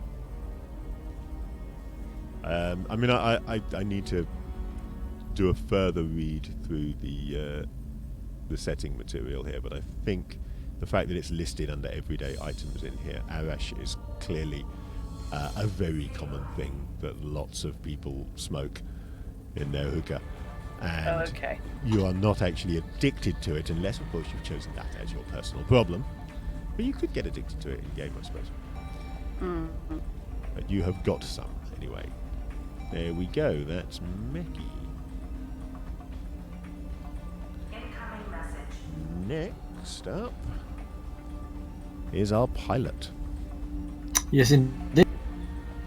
Right, first choice that you have. Let me just... I know what a talisman is, but I just want to see if we've actually got a specific description in setting. Yes. I've got an ancient boxed board game. Ancient box board game, yes. Picture or symbol representing one of the icons, worn on the body or placed somewhere visible in a vehicle, spaceship, or shop to bring good fortune and protect against dark influences. A blessed talisman grants a +1 modifier to 1 dice roll. See the talent Talisman Maker.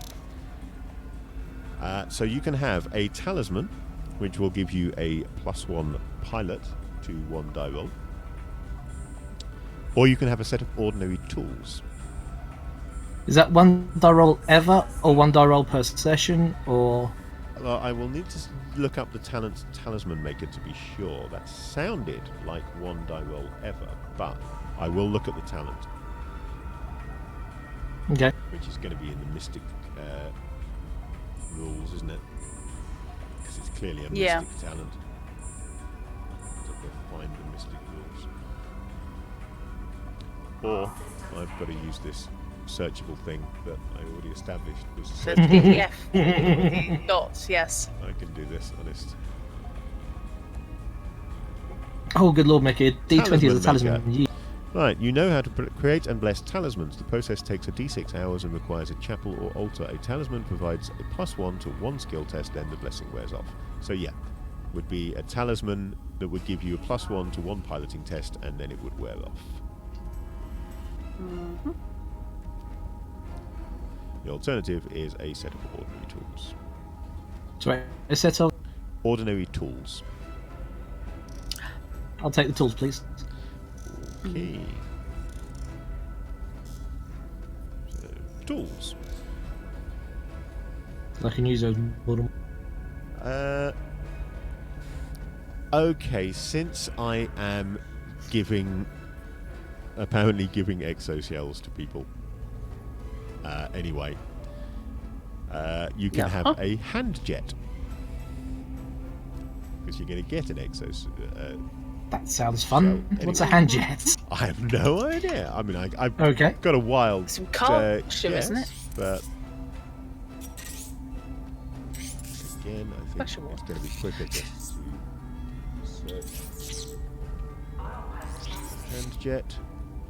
A handheld jet unit designed as an engine for one person in 0G gives +1 to dexterity in 0G. So yeah, it is basically a 0G maneuvering thruster thing, handheld type thing. It's one of those things that divers use only in space. Yeah, you're playing Subnautica in space. Or if you're Drut playing Helion, it's a fire extinguisher. Yes. I discovered the fire extinguisher can be used as STG. I was in trouble and I'd just been watching Gravity soon. I was surprised as anyone to find out it worked. I must get back and see how that game is coming on. It's got the single player stuff included now and everything. Right, well, since you already have a targeting scope, I'm still going to give you the choice at this point, because it's the first time that we've been through character creation in this system. Okay. You can either have a Class 4 communicator, which is the orbit range communicator that comes in a backpack style carrying capacity, or you can reselect your talent, get your targeting scope from here, and become either an exo-specialist or have 0G training. Ooh, you know what? If you're going to allow me to do that, I will allow you to do I'll that. take the scope here and become an exo specialist. Okay, sorted.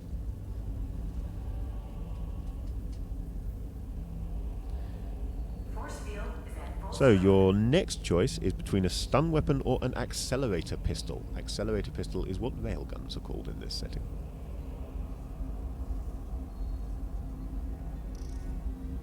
Accelerator pistol, please.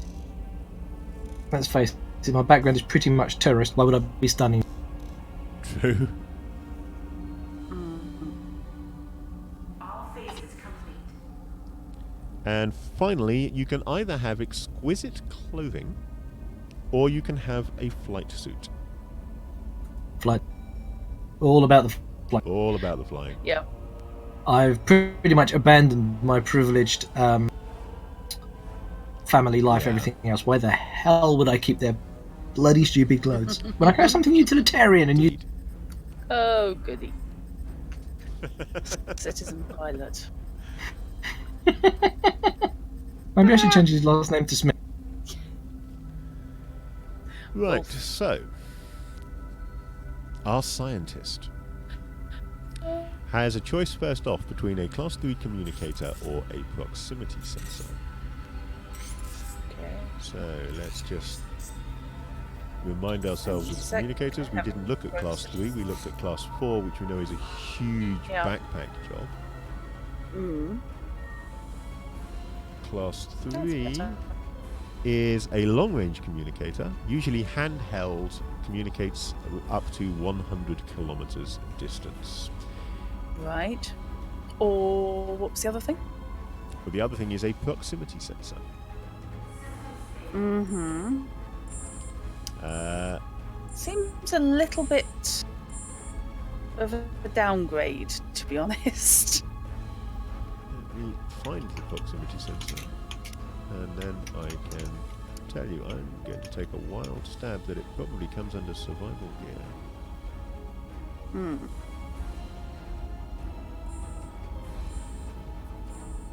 But I could be wrong.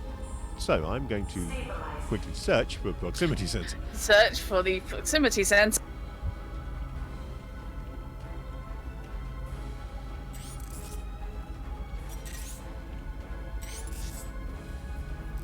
Currently am holding a book with a cat standing on my lap and still trying to type.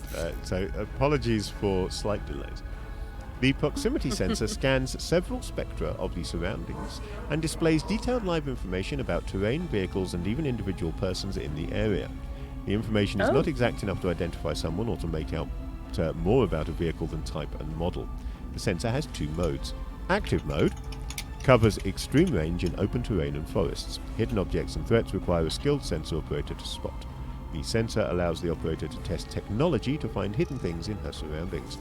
When the sensor is in active mode, it is easy, +2, to discover it using other sensor tech. Passive mode. And I don't have technology. This mode has long range, but is less risky to the user as it won't reveal the user's location. No bonus to technology to spot the sensor user. So it comes down to, do you have a proximity sensor which you delegate use of to one of the 2 people in your team who have technology, at the very least 2, because both the other PCs do. Yeah. Pretty certain both the other PCs do. Every other bugger's got it, yes. Or do you have your nice 100-kilometer handheld communicator? I'm thinking proximity sensor. As I'm seeing in my head at the moment, I may be wrong about it, your 1980s mobile phone. 80s mobile phone is about what I'm seeing, yes. I may have to buy one. But proximity sensor is what I'm taking from this choice. Okay. Prox sensor.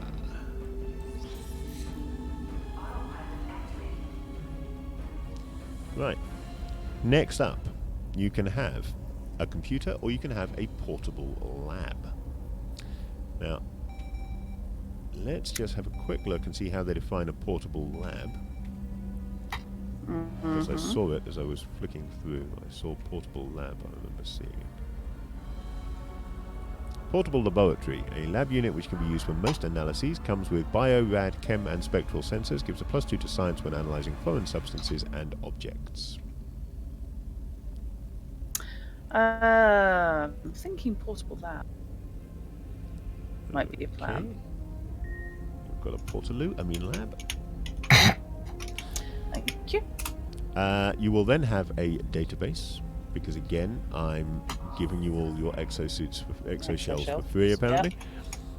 Yep. What does the database actually encompass? Data, probably. I would imagine. Since you don't get a choice in it, can we look it up later? Yeah, of course. You then have a choice between a pressure tent or a med kit. You're going to want to know what a pressure tent does, aren't you? I am. 4-person tent that regulates pressure and gas levels to make the inside atmosphere pleasurable to humans. Comes with enough oxygen for 4 people in a completely oxygen-free environment for 1 day. In low oxygen surroundings, the oxygen will last proportionately longer. If the tent absorbs some oxygen from the surrounding atmosphere, harmful substances are filtered out. Right. Sounds like quite a useful piece of kit. It is. What do you get in the med kit? Right. A med kit is an ordinary bag of medicurgical supplies for treating wounds, poisonings, radiation damage, or severe illness.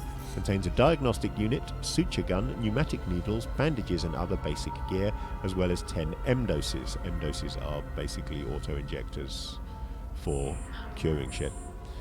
Okay. Medkit gives a +2 to Medicurgy. Bonuses for medical equipment do not stack. Use only the highest bonus. Just out of curiosity, nobody else has got a med kit yet, have they? I don't. Med kit then. Because I've got the Medicurgy skill. So that kind of makes sense. And then you can have a compass or advanced tools. That seems a bit unbalanced. Unless the compass is a hell of a does lot more something way impressive more awesome than it sounds. Yeah. Compass gives +1 to survival when orientating in difficult terrain, if the local magnetic fields allow it. The compass comes with a built-in altimeter to help when travelling through hills and mountains. It's not that awesome. It's not. My watch does that. Advanced tools, multi-tools for all kinds of advanced repairs as long as the proper spare parts are available, gives +1 to technology. You're not a tool person. You'd be delegating again. Yeah. Yeah, the Tools Ordinary that Knight already owns, by the way, they allow the repair but don't give any bonus. The Advanced Tools give a bonus. Yeah. I think I'm actually going to take the compass because I have survival, and I put several points into survival. Seems logical. Okay.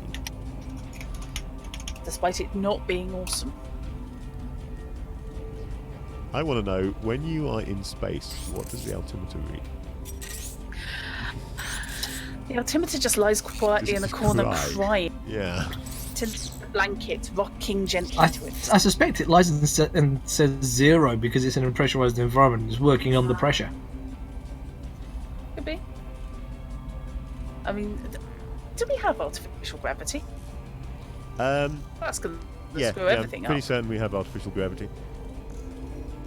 If nothing else, there are like you've got a garden on the top of your spaceship. It'd be very, very dirty around the Arboretum if there was no artificial G. Yeah, true.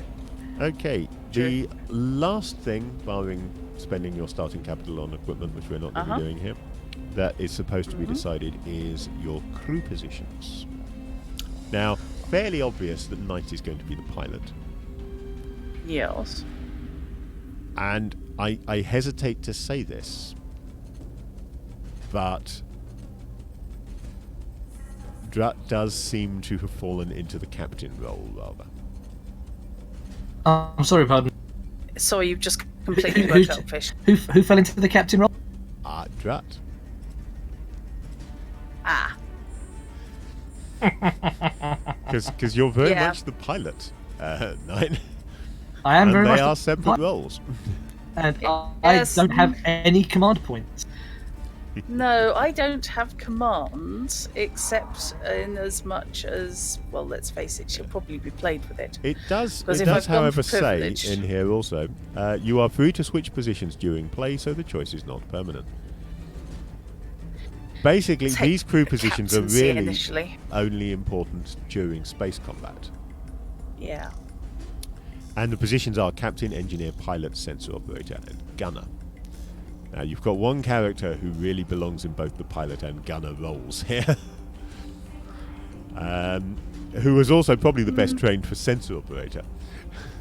And should just fly the whole damn ship on his own. But What's the sensor operator come under?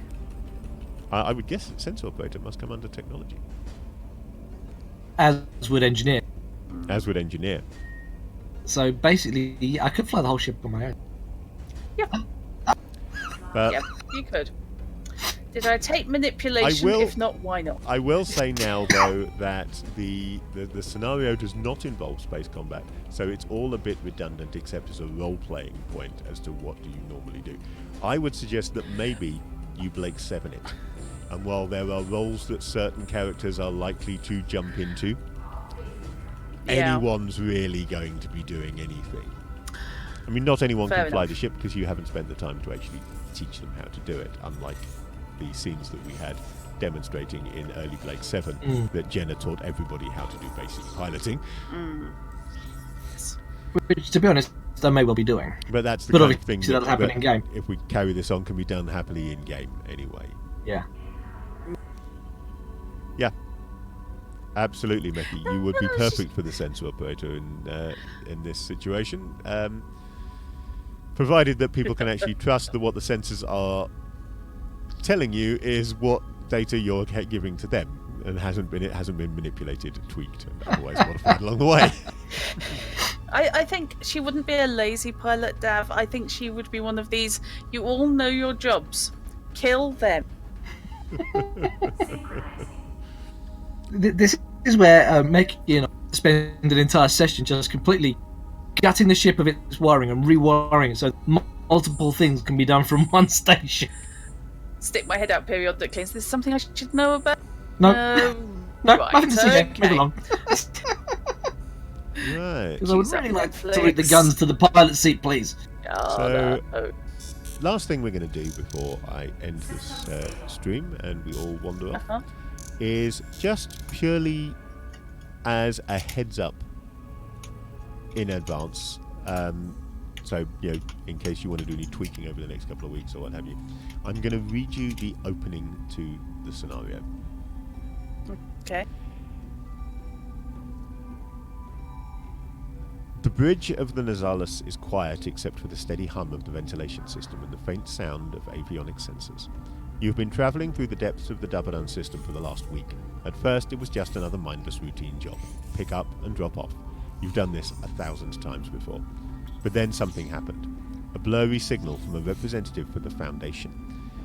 An offer of a lucrative mission if you found a missing ship, the Shamsa, carrying a professor from Dabadan.